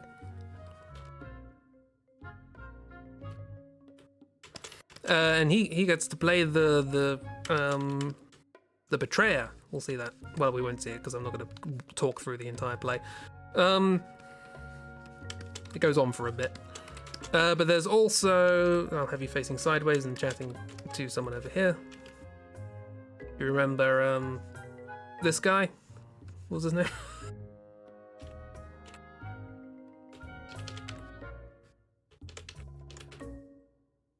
Banana Min, that's the one, yes. The Banana Min's here.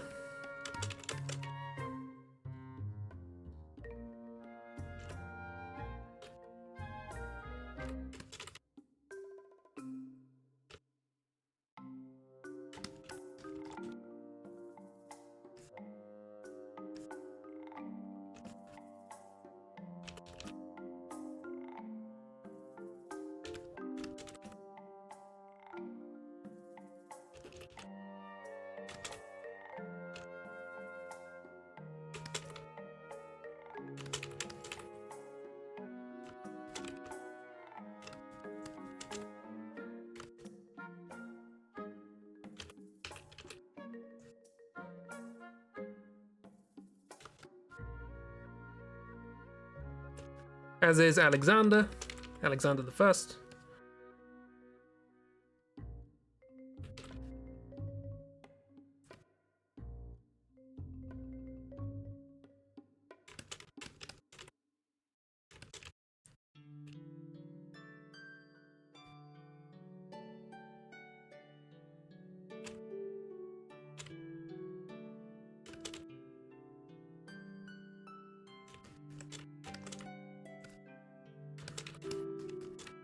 And then there's a character who I think we saw twice.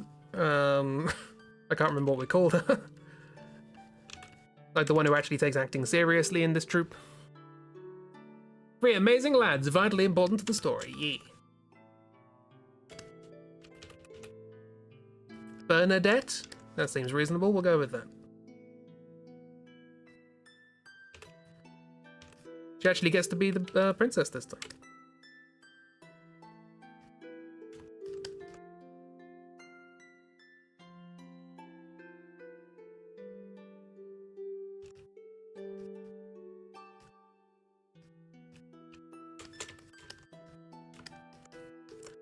And of course, Durgan Porkus.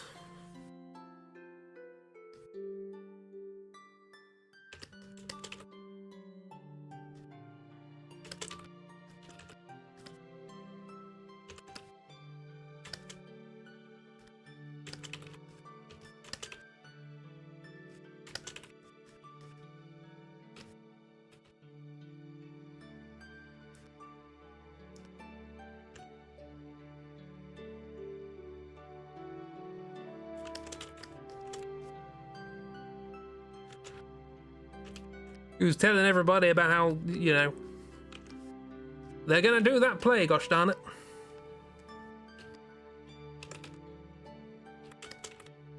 Straight on faces with weird cartoon mouths don't quite work, but it's fine.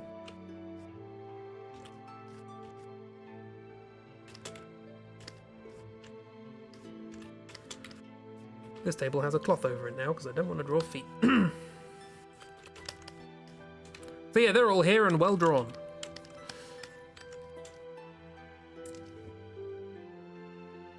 Yeah, she was originally supposed to be the princess in the first play. Gets to be her this time. Yee. Come back to unsavory shapes in mouths. What? Stop. Shush. No. Okay.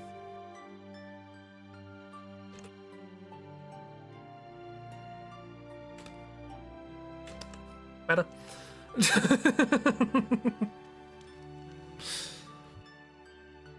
It's fine. Don't worry about it. But yeah, so we get that. I don't think there's anything else majorly important, so I think we'll just skip to the play. There's probably some more flashes that happen. What other characters are there that I've forgotten about?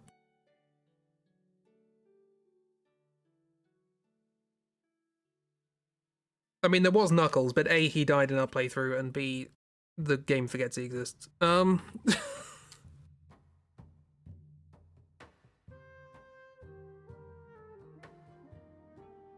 remember what else there was. Yeah, we'll skip to the play. So we go to the play, and mirroring the beginning. I'll just copy that. That'd be great. I'll have that. Cheers. But what I was looking for was this. Actually, do we have one with Jesse as well?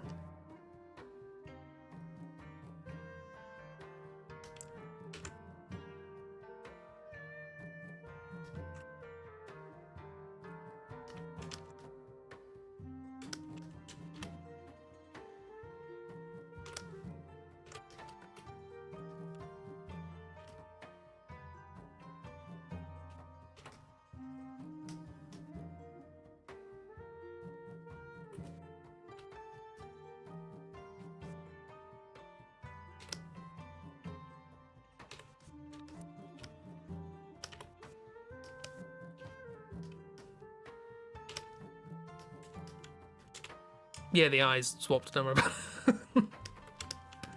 Guess he just likes having an eye patch. It's fine, don't worry about it.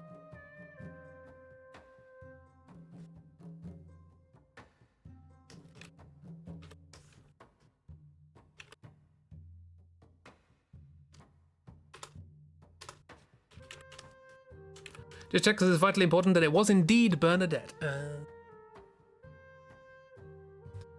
A food, because you were craving popcorn so mad, so you did good instead for my health. Yeah.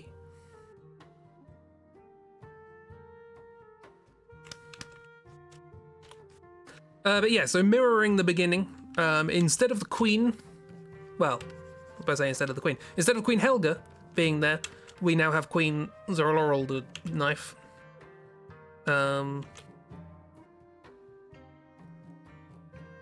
And she's still, like, I mean, she's not utterly depressed like she was before, but she's still not doing great.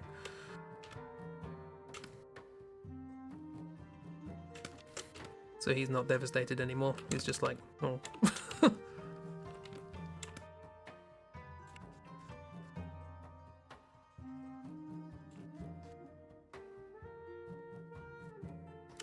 Been long enough that her hair. It's been long enough that her hair is long again. I didn't think about that. Is it? I didn't even bother to check that. I guess it is. Pretty sure her hair's long again anyway. I didn't think. Yeah. I forgot she cut her hair, to be honest. She wasn't really relevant at the end of the game, but whatever. But anyway, she's a little bit sad, partly because, you know, she's queen now and she can't really hang out with people as she wants. So that wasn't important at all. So over a year, based on how long it takes your hair to grow, are you a summoner?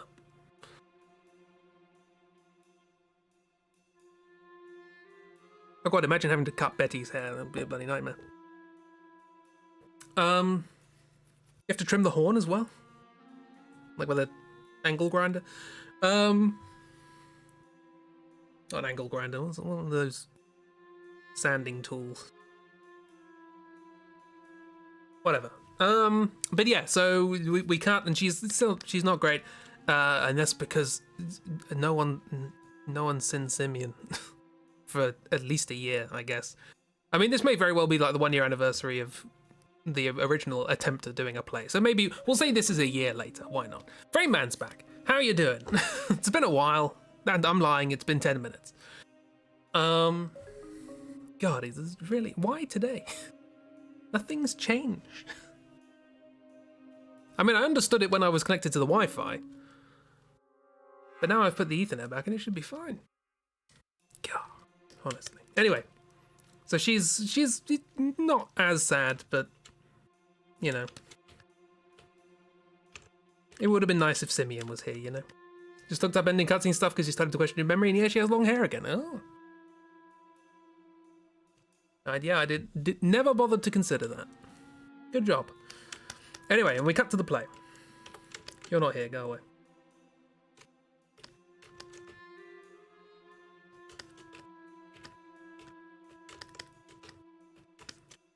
You're also not here.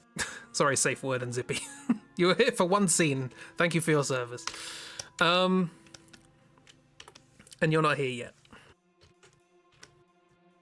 But yeah, so he comes, Durgan Porkus comes out on stage and he gives the beginning of the introduction. But everyone's sort of sat down in their seats and like all the VVs are there in the front row and, yeah, everyone's come to see. I mean, I don't know if Nox is here. Nox is probably busy. Betty's here. Tom Don and Dingle, they're probably here. Sorry, Tom Don Dingle. They're one person, obviously. Yeah, they're here. Quimch is obviously making the food. People are here. The characters we like are here. So Nox is here, but she left Cheryl behind. All of the VVs. But one of them's called VV, one of them's called XX. Then there's XX, then GG. That's a Roman numerals joke. Right, yes, so. He comes out on stage and he delivers the beginning of the play and he recites the setup for the play, which is that there are two kingdoms. Oh, my chat's disconnected again. Thanks, Twitch. Twitch is just having a time. Thank you very much. But that came up. What are you telling me you're reconnecting to chat when chat's updating live? What is wrong with you? Not you, Ragdoll, Twitch, obviously. But yeah, he comes on stage and he's like, there are the kingdoms and there is a princess. And the princess has fallen for a common man. But no, her father, whatever his name was, wishes that she be wed to the prince of a neighboring nation so that there may be peace. Both are lacking dignity. Yes, presumably. It's all based on Shakespeare. This. Evie, Vive, and the. Collectively known as the family.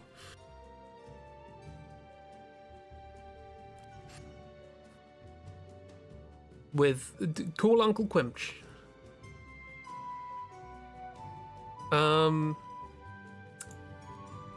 Yes, so setup. There's the princess, and she wishes to marry a commoner because she's fallen in love with the commoner, but the king will have none of it, and he must be married. She must be married to the prince of a neighboring nation. And we start the story on the night that the common man, Banana Min, wishes to take her hand and save her from this imprisonment in the castle by force. He sounds good.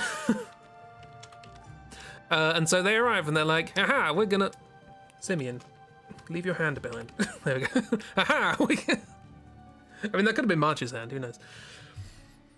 And they come in and like, where is the princess? We will fight for to save her from this indignity, etc., etc.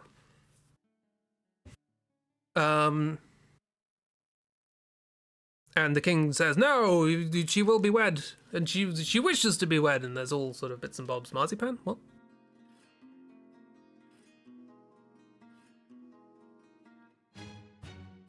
Where's Marzipan? I'll take Marzipan. If you have Marzipan, I will take Marzipan. I'm very easily distracted because this is basically Shakespeare and it doesn't hold my attention. Also, I'm trying to remember how this story goes.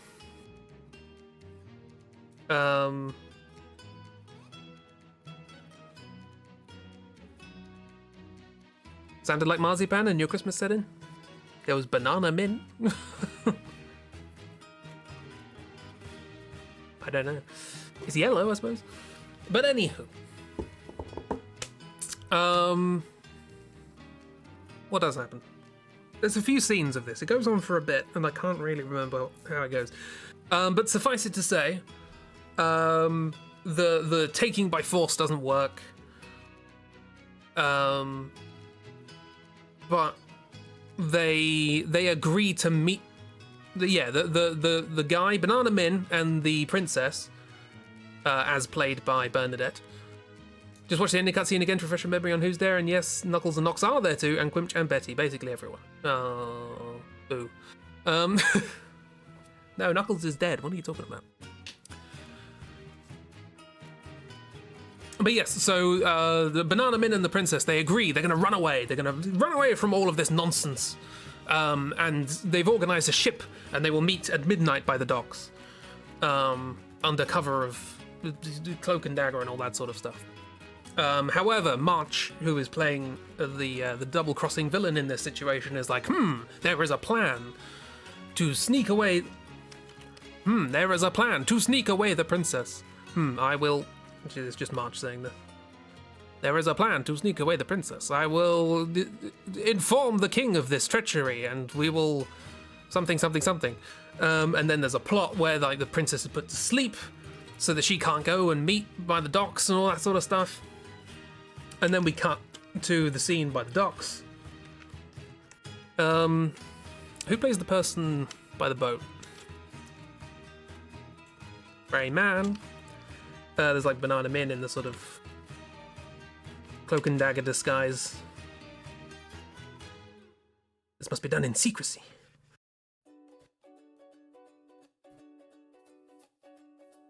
I'm going to say it's Alexander. Why not? They've got something to do. Selfish princess.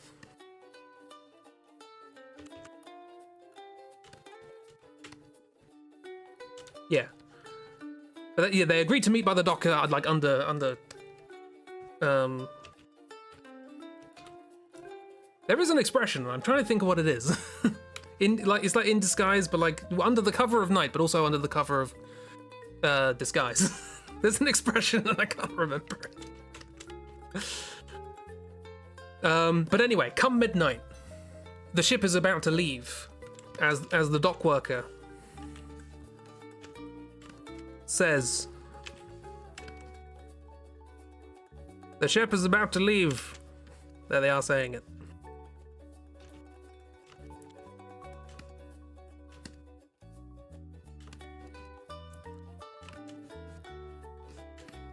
Alexandra is a subtle actor. Cloak and dagger. It's not really cloak and dagger though, is it? It's just cloak. I mean, kind of dagger, because, you know, Kira knows.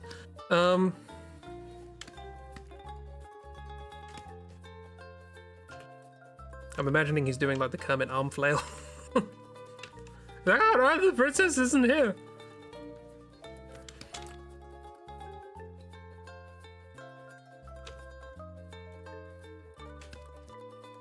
Perhaps she was not. Perhaps she didn't really love you, and this was all a ruse. And he's like, no, there must be treachery. I will wait here. I don't care if the boat leaves. We will leave by other means. And then the boat goes away.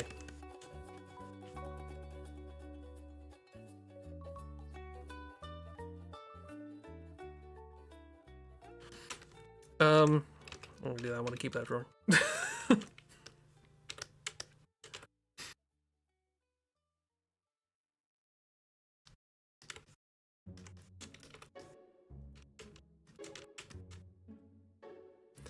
But then we get the sort of the classic soliloquy of sort of personal questioning of like, perhaps I was, perhaps this, perhaps that. I don't know. There's a whole play goes on here. I mean, it's not a whole play. It's like Act 2 of a play. It starts right in the thick of it. It's very strange. I don't know much about Shakespeare. Is that normal?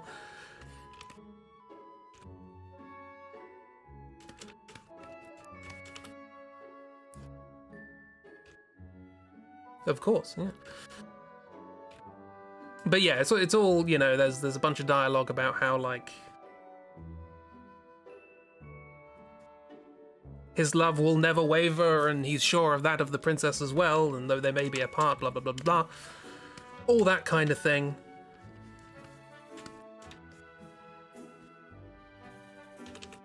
But that they will be reunited. One day they will be reunited, him and the princess.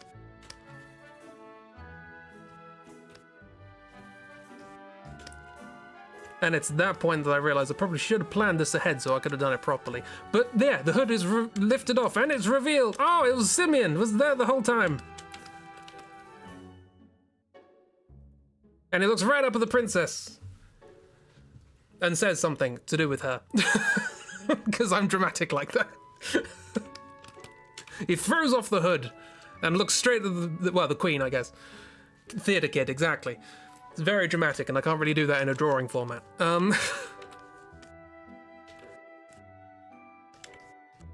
Simeon, Simeon, wherefore art thou, Simeon? Deny thy weird father and refute thy name. Or if thou wilt not, be but my sworn love, and I will no longer be a royal or whatever.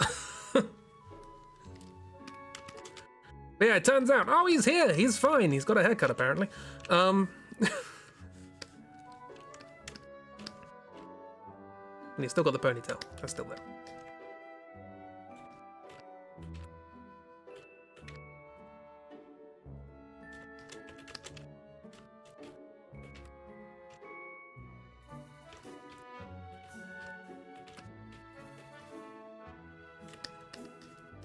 It's hard to portray, especially from memory. Yeah, exactly.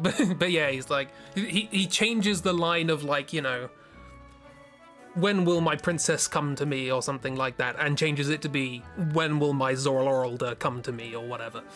And we cut to, not to you. We cut back to the royal stand, and the princess is the queen. I guess queen, she's got a bigger crown now. The queen's like,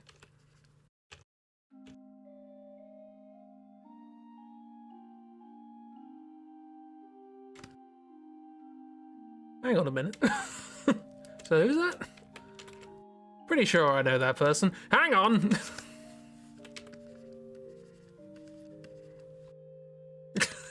Oh my god! That's a perfect face. No notes. Some narration that goes on during this between each scene. I think it's from Queen Zoralda's POV. Yeah, I've completely forgotten that. Ah! Surprise! And then she gets up and she runs, or tries to run out. But these two put their hands and swords over the door, blocking her way, and she's like, "What are you doing?" But then it's revealed that, hey, they were in on this the whole time, and then they opened the door for her. It's like, off you go. The way's free. And she legs it down the stairs, runs straight through the crowd of people, budging people out the way, and she like drops a crown along the way and symbolic casting off of jewels and such.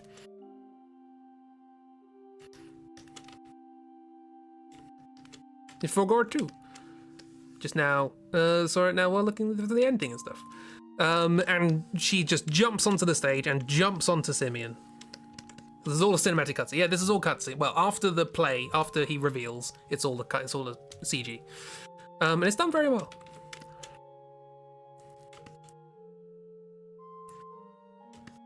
I don't know how to draw this. Oh, and she punches him.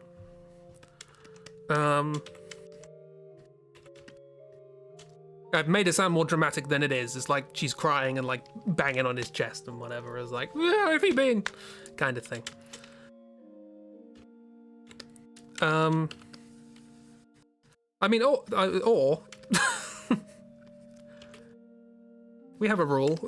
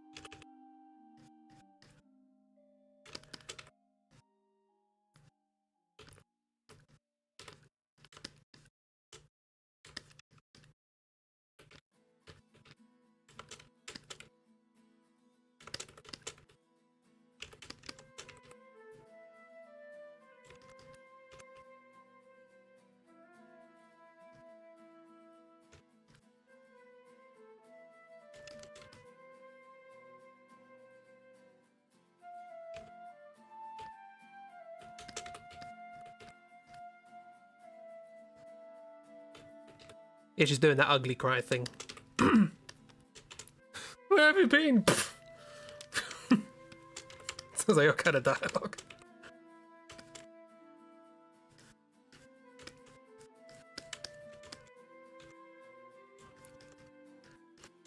Yeah, no dialogue. It's all. This is all sort of silent. After the last line of dialogue is him taking off his robe and, you know, saying, "Well, my Zoraloralda, come to me." And then he gets punched in the face.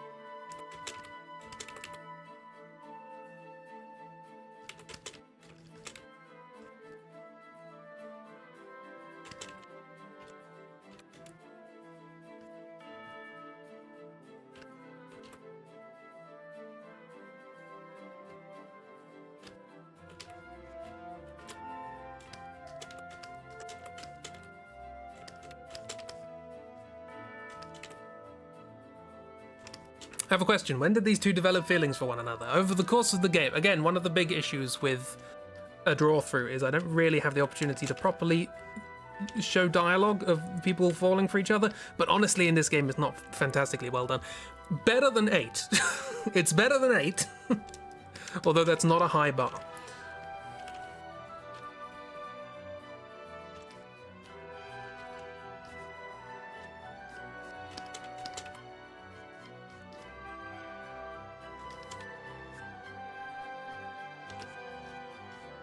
Oh, no, he's disguised in the robe. Oh, there's parallels.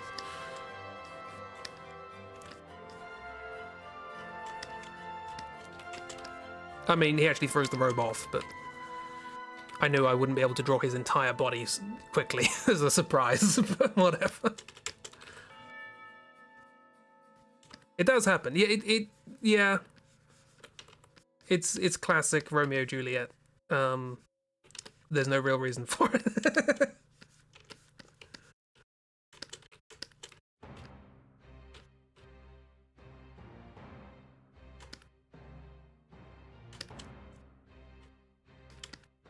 Yeah, they've had feelings for each other. They've kind of, been a bit smitten. There was the whole bit of, like, when she came back to Alexandria after Queen Helga got blown up, and she became sort of like queen in waiting.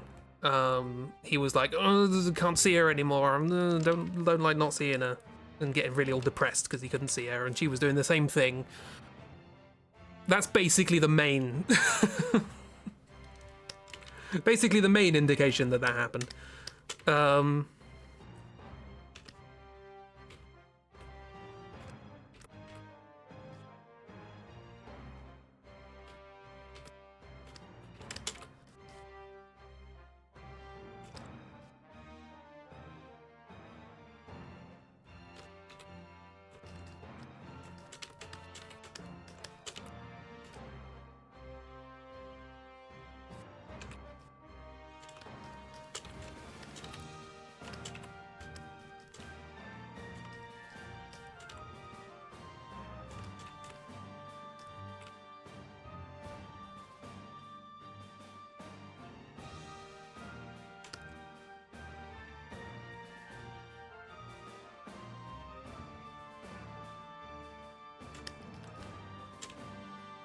The end. And that's it. That is the end. I like our version better. The endy. It's old-fashioned. The endy. That's also apparently an N. Man and woman were in the story with each other. They can't possibly be friends. It's against the law. Exactly. The build-up of the relationship is more fleshed out than the alien gnomes, which is a low bar. Yes. Honestly, again, the main regret I have with this sort of draw through is I can't do character interactions properly because I'm not very good at remembering and reciting these things. And they do actually have legitimate chemistry, these two, as much as you can expect from these games. Way better than 8. It doesn't come out of literally nowhere, but, well, I mean, Simon's one comes out of literally nowhere. I like our version more too, yeah. I think this is a good ending. Well, hang on, no, there's one thing we can do.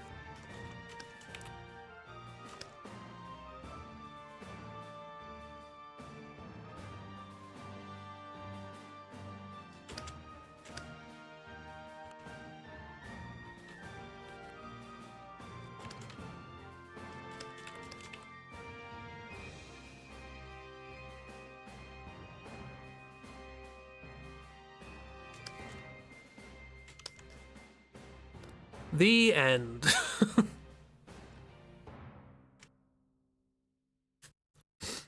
Quimch is here.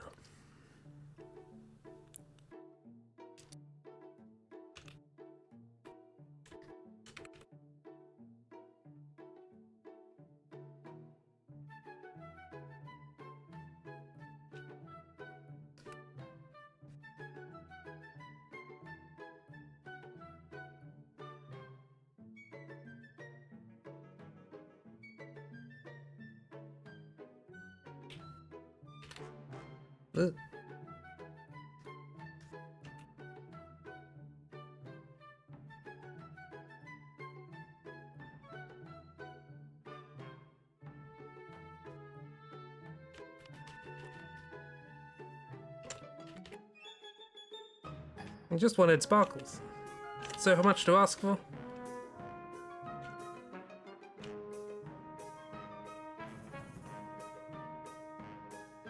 Nah, whatever, it's gonna... Beautiful. Sparkles.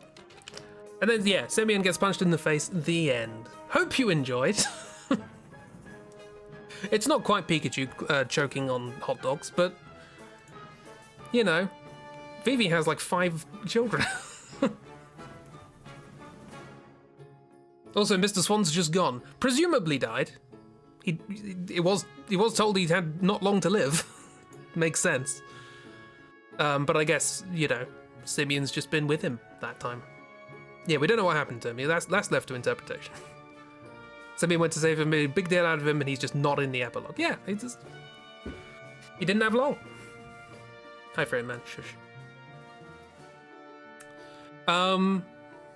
So yeah, when we said that the last third of this game is a bit rushed, hopefully you understand what we mean now. Yeah, we can go on whatever we want. Just asking. Yeah, that main villain that the main character appeared to sacrifice themselves in order to be with. Yeah, they're just not here. Right. Okay. Yeah. Sure. No redemption. No like. Oh, they're fine now.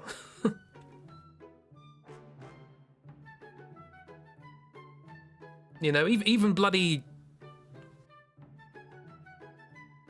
Eternal Ring had a better payoff than that. I could have done that. Another janky PS1 game. Oh no, that was PS2, wasn't it? It felt like a PS1 game. He did that for nothing. No, he probably had a good time. Looked after him. Whatever. Whole last third feels, yeah, rushed and tacked on last minute. Not planned out. Yeah, there's a lot of ideas in there that could have worked and they just didn't have time, I think. Didn't have time to properly integrate it all. And particularly like the ending with all the bosses, it's just like, we made this boss, where do we put it? Well, let's just stick it between these two cutscenes. But yeah. Anyway, that's Final Fantasy IX. Would you believe me if I said it's one of my favourites? Look, he gave us Quimch, and Vivi, and March. It also gave us Nox to redeem. Always good to have a character who deserves better.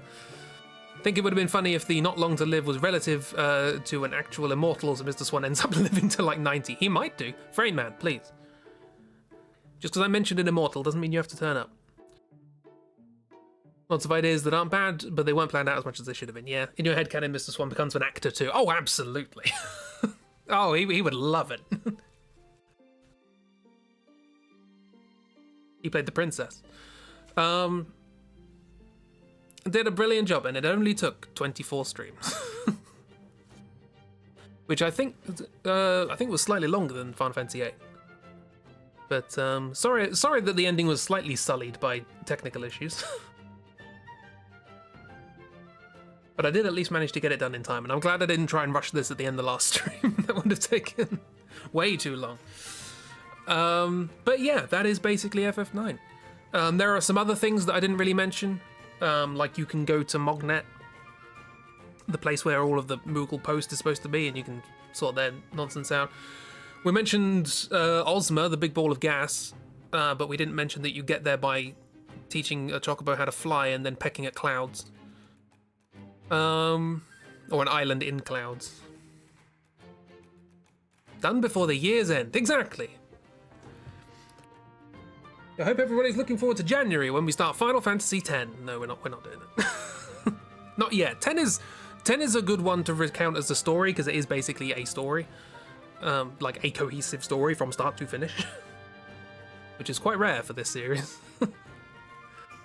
But not yet. It's these draw-throughs take a lot. So let's do something else for a bit. There's also a hidden repository of knowledge on the Forgotten Continent or something that is completely optional. There is Daguerre. I want to say Daguerre.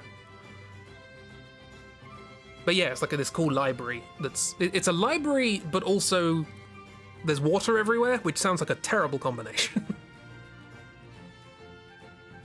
And there you can find out that secret reveal. Before that, this guy here, do you remember this guy? Who turned up literally in the first stream and never again? Turns out that's Gilgamesh, recurring Final Fantasy character who left the iron on.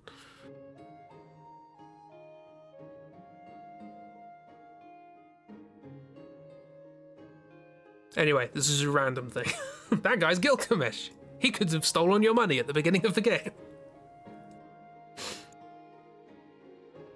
Gilgamesh, aka Greg.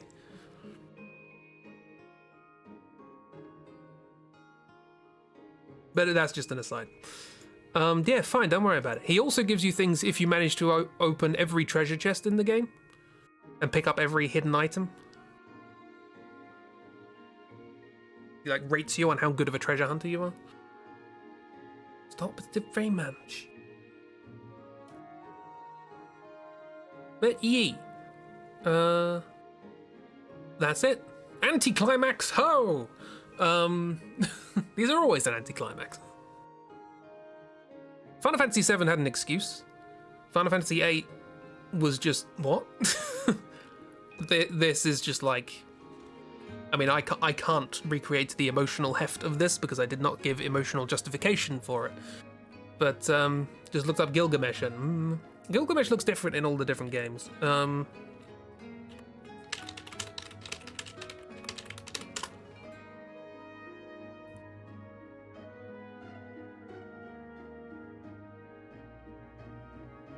So this was the original Amano art for Gilgamesh. You don't look like that in this game.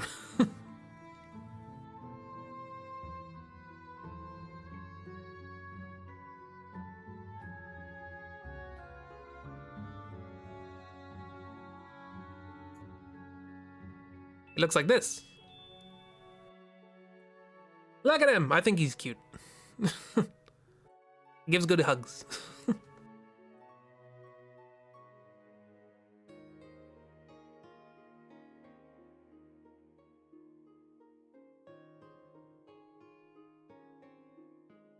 There's a little baby. Little baby who will steal your wallet. How is that the same character? Do you want to actually know the answer to that? Because surprisingly, there is an answer. Not necessarily the same character. Kind of. So in their first appearance in Final Fantasy V,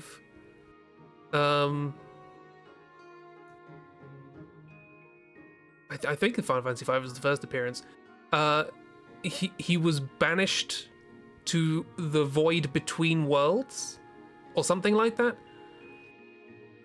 and then basically worked out, or fell. I probably fell, knowing him, just into all of the other universes of the games, and so he just sort of appears in the other games as a consequence of not being in a reality anymore.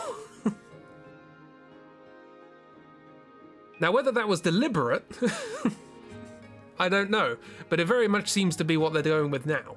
I think there's a whole thing about it in Final Fantasy XIV.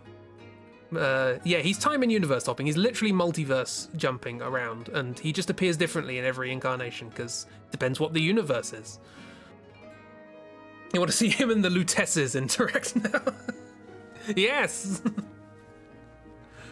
What did we call the Lutesses in our Drawthrough? I can't remember. There's another Drawthrough I don't remember.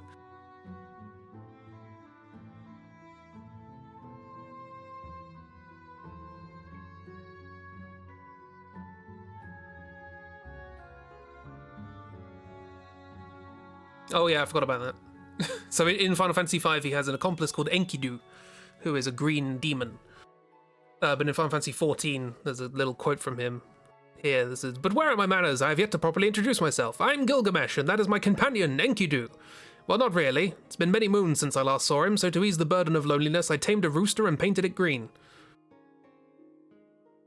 That's Gilgamesh for you. Flora and fauna, that's what we called them, yeah.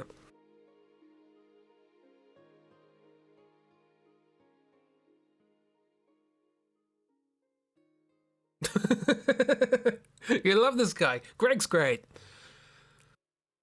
He literally, your first encounter with him in Final Fantasy V, you fight him for a bit, and then he goes, "Oh, hang on, I left the iron on. Bye," and runs away. Literally, I left the iron on. It's Greg. Greg's good.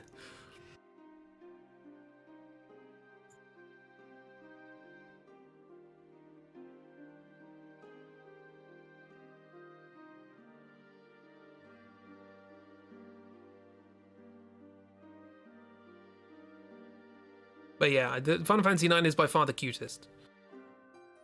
I also like the Final Fantasy VIII version. Here's the like concept art for that. He's got like fake arms that he made and cut with cardboard. So why not?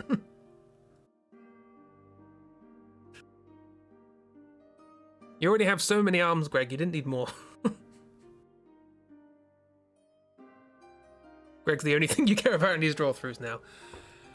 I don't think Greg's in 10 though, so yeah, if there's no Greg, you don't care. I guess we're not doing 10 then. Greg and his green chimkins are also in the 14, so you know that one. Yeah, that was a quote from 14. Like I say, a mimic of Enkidu, the green demon he fights with in 5.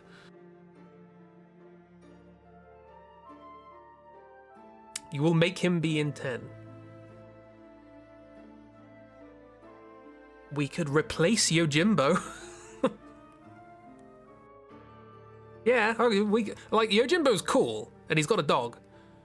But we can give Greg a dog. Why not?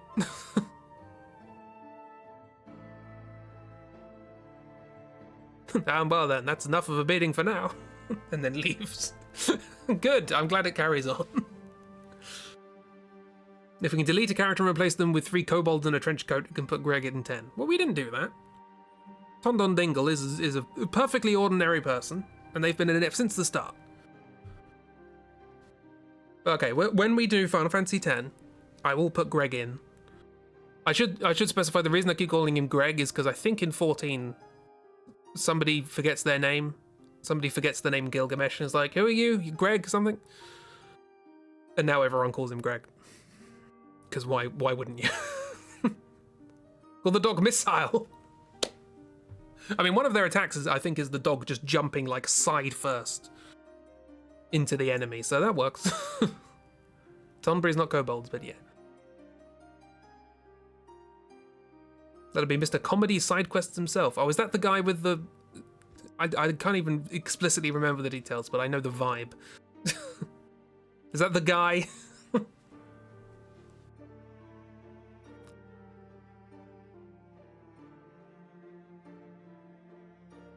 That's what a Labrador does when they love you. Hang on, let me show off Yojimbo's dog. I know we haven't done 10 yet, but what's the name of the dog? Probably. Also in FF14 at some point, Greg impersonates Yojimbo. Haha! Perfect. Okay, we've got an in for this.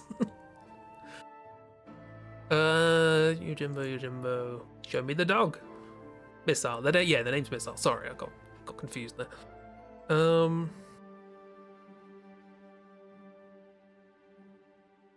me the dog. Daigoro.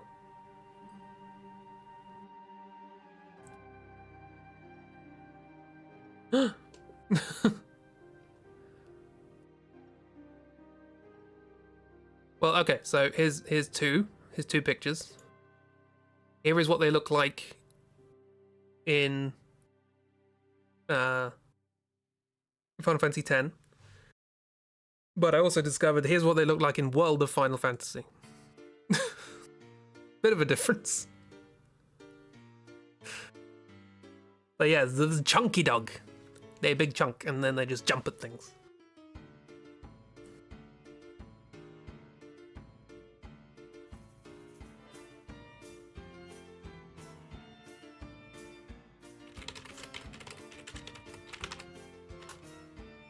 Doggo Papa Chunky Boy. Lion Dog, yeah. They're good.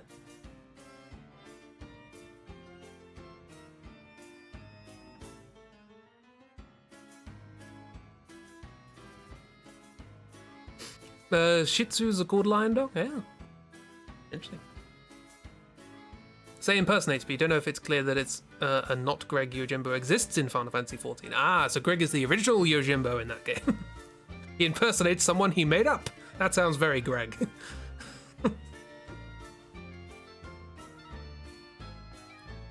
I have disguised myself as someone else. Who? My OC. Everyone's getting their veneers done. Ooh. Looks a teddy. Yeah, nah. So yeah, there's some things to look forward to in 10. Not including the outfit of the villain, which we have seen before. Greg cosplay. Everybody cosplay as Greg, but from a different game. I'll be 9. Actually, no, I'll be 8 on one cardboard arms. That'll be fun. Still hated his hair and veins. Yeah, I'm not going to draw the veins, don't worry about it. Drawing the hair is going to be fun. Anyway, let me remind people of that outfit.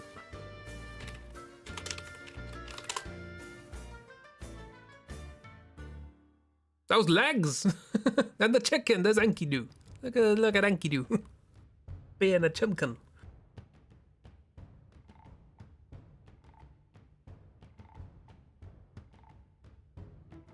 GregCon, everything's Greg. All of the Gregs meeting up for a convention from the multiverse.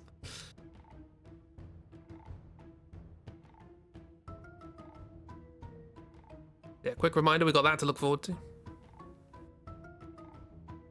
In like 9 months' time.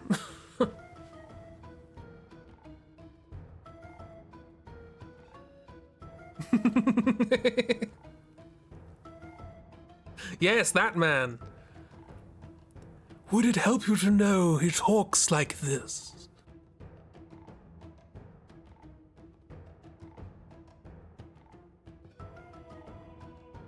Crotch necklace will forever annoy you. What in the Hatsune Miku? This is Nega Miku. This is the upside down Miku.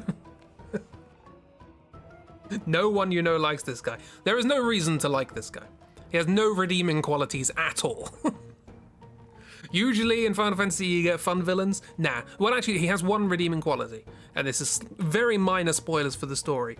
But he's actually, of all of the villains in a Final Fantasy game, he's actually got a point, which is weird. Add permitted term, he's a pervert. Yes, that's acceptable. What would that hairstyle look like wet? That is wet. Next question.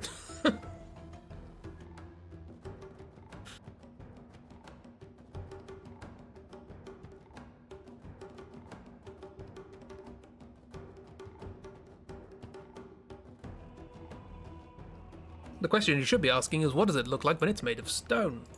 Oh, hello, this is Robot Vivi. What? Gigi, what? Gigi? What? Oh yeah, that's the guy. I can even tell from behind that's the guy I was talking about, Plams.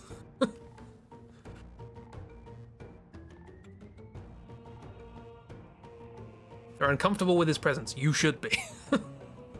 You absolutely should be.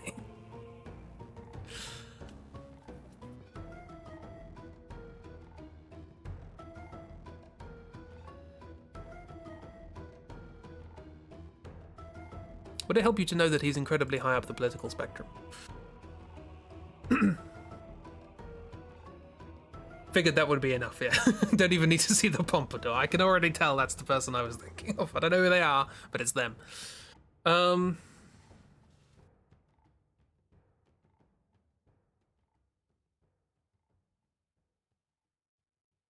That's the guy with the low poly counterpart? The low poly version's the smart one. What is this game?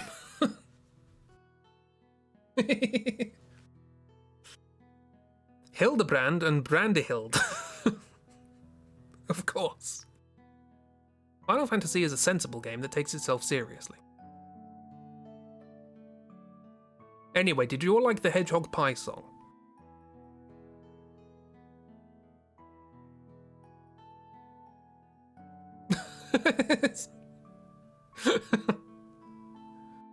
Okay, I'm going to share this picture out of context. It is, if you don't want to see anything from Final Fantasy X, I know how I have just shown off both Seymour and Diagoro, but I'm going to show off Yojimbo and also half of the main character, because this picture just made me laugh. But yeah, just very briefly.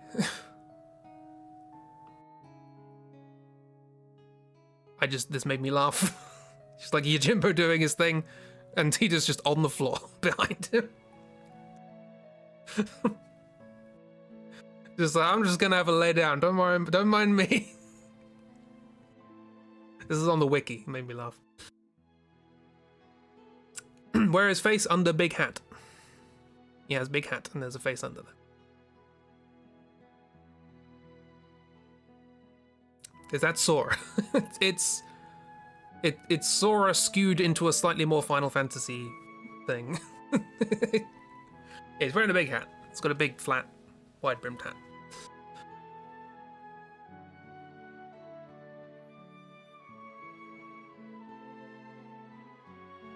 They're the meme of that kid sinking, yeah.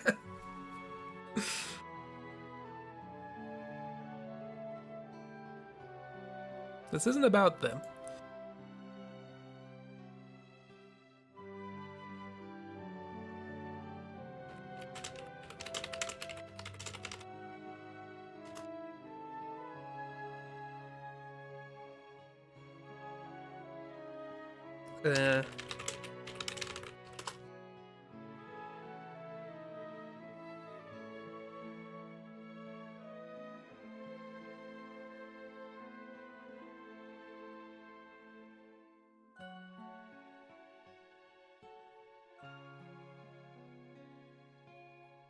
Sorry, we're talking about Jurgen being buff. But yay, I now have a lot of tabs open of various Final Fantasy things. But yeah, I'm glad to have introduced you all to Greg. I like his Final Fantasy 9 form. He looks neat. Why?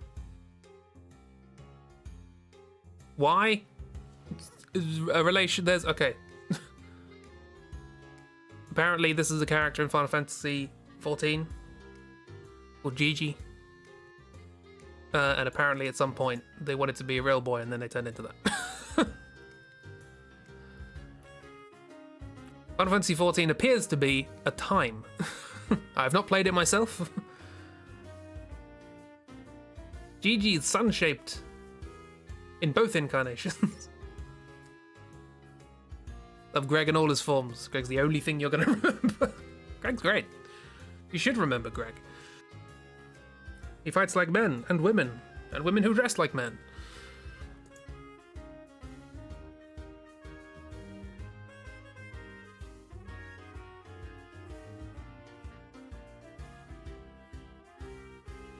Gigi turns back into the little version pretty fast? No. Well, at least they have the option, you know?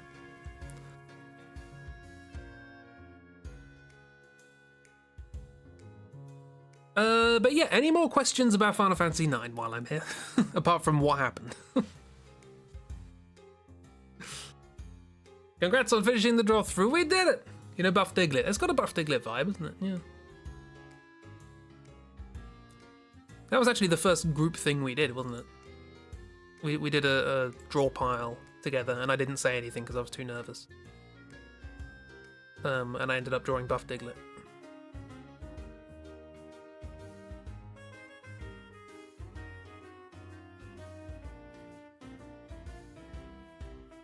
Oh yeah, here it is.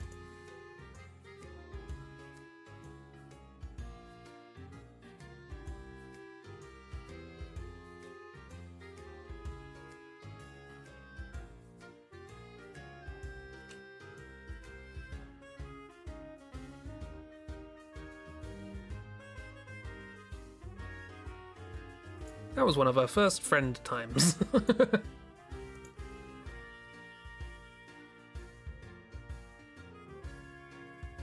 Congrats and thanks on the Drawthrough. Thank you for coming. They are a team. I don't know who they are, but they are a team.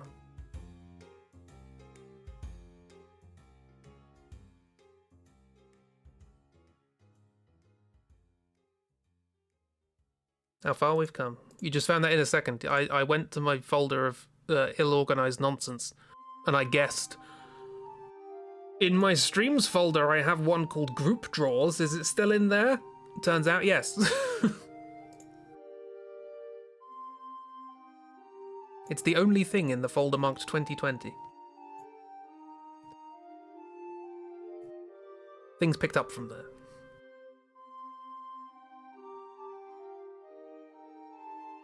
But yeah, no, things are not well organized. As is evidenced by the fact that that's under streams, despite the fact that it wasn't in a stream.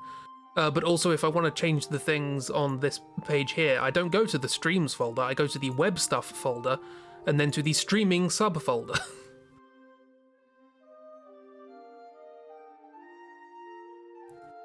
It is not a good system. But it is a system. And if I get bonked on the head and I forget where everything is, I have 50% of a chance of finding any given thing. So we should do a hangout draw session again. We should.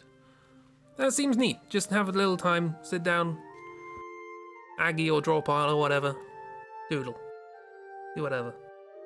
Yeah, just for fun. We should do more things for fun, including randomizers. Which we need to organize at some point, because I keep saying we're going to do it and then not organizing it. Yeah, have a cozy doodle. Because Strem Doodle is fun, but ultimately it is Strem. Including sleep. We should sleep. That is the thing we should do. And I will do that soon. After I have told you what's coming up, which is tomorrow morning. Speaking of random doodles, I'm going to do some random doodles. Come along and throw prompts at me. If you don't, I'll just come up with my own random prompts, and it won't be random because I came up with them. Freyman, not you. You don't come along. You've added quite enough. You've eaten 3.2% of this stream.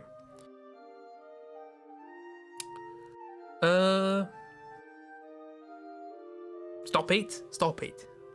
Stop it. It says stop. No.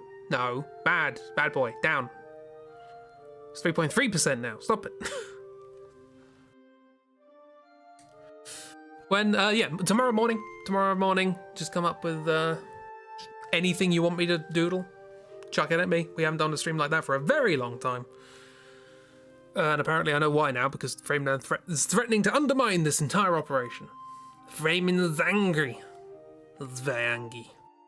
We are currently streaming at 0 kilobits a second. Joy, you're not seeing this. You probably are, just on a very long delay, but... Oh dear, 10,000 frames dropped. God, it's been a long time since we reached that. I guess I better end before more of this happens. So yes, doodle stream tomorrow morning. Tomorrow evening, it should be Chib's stream, if Chib's all good and wants to do a stream. And then Saturday, we're doing something.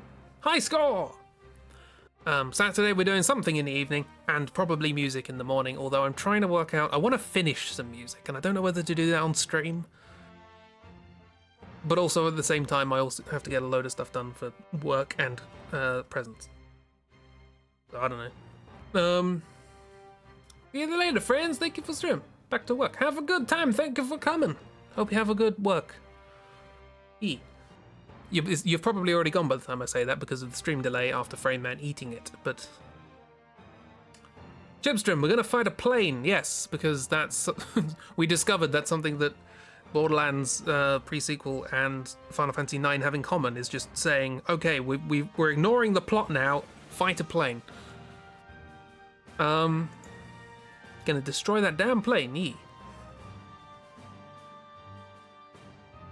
And we're gonna see how this thing ends. Presumably with Jack losing a face. I'm just gonna guess. We'll see. But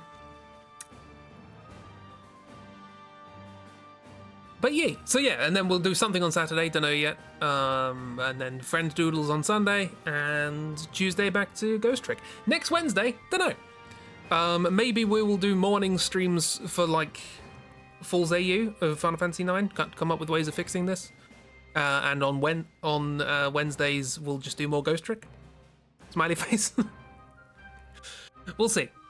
And we also need to organise what we're going to do next, because I want to do an interactive draw through rather than a passive one. I like alternating between passive and active. And we've been talking about this idea of a communal murder mystery. So I might chuck those ideas down somewhere. And see if people are interested in that. So maybe we'll do that next year. Because it's almost next year. Anyway, thank you all for coming along, everybody. I hope you enjoyed the Drawthrough. I hope it was enjoyable and very memorable. I hope you all remember the adventures of Greg and some other people. March, Quimch. I think that was it. Time isn't real. But have a grand old one, everybody. Look after yourselves. Oh, I also need to make the album art for this soundtrack and finish the soundtrack and release it. What's my favourite track? We might as well end on it.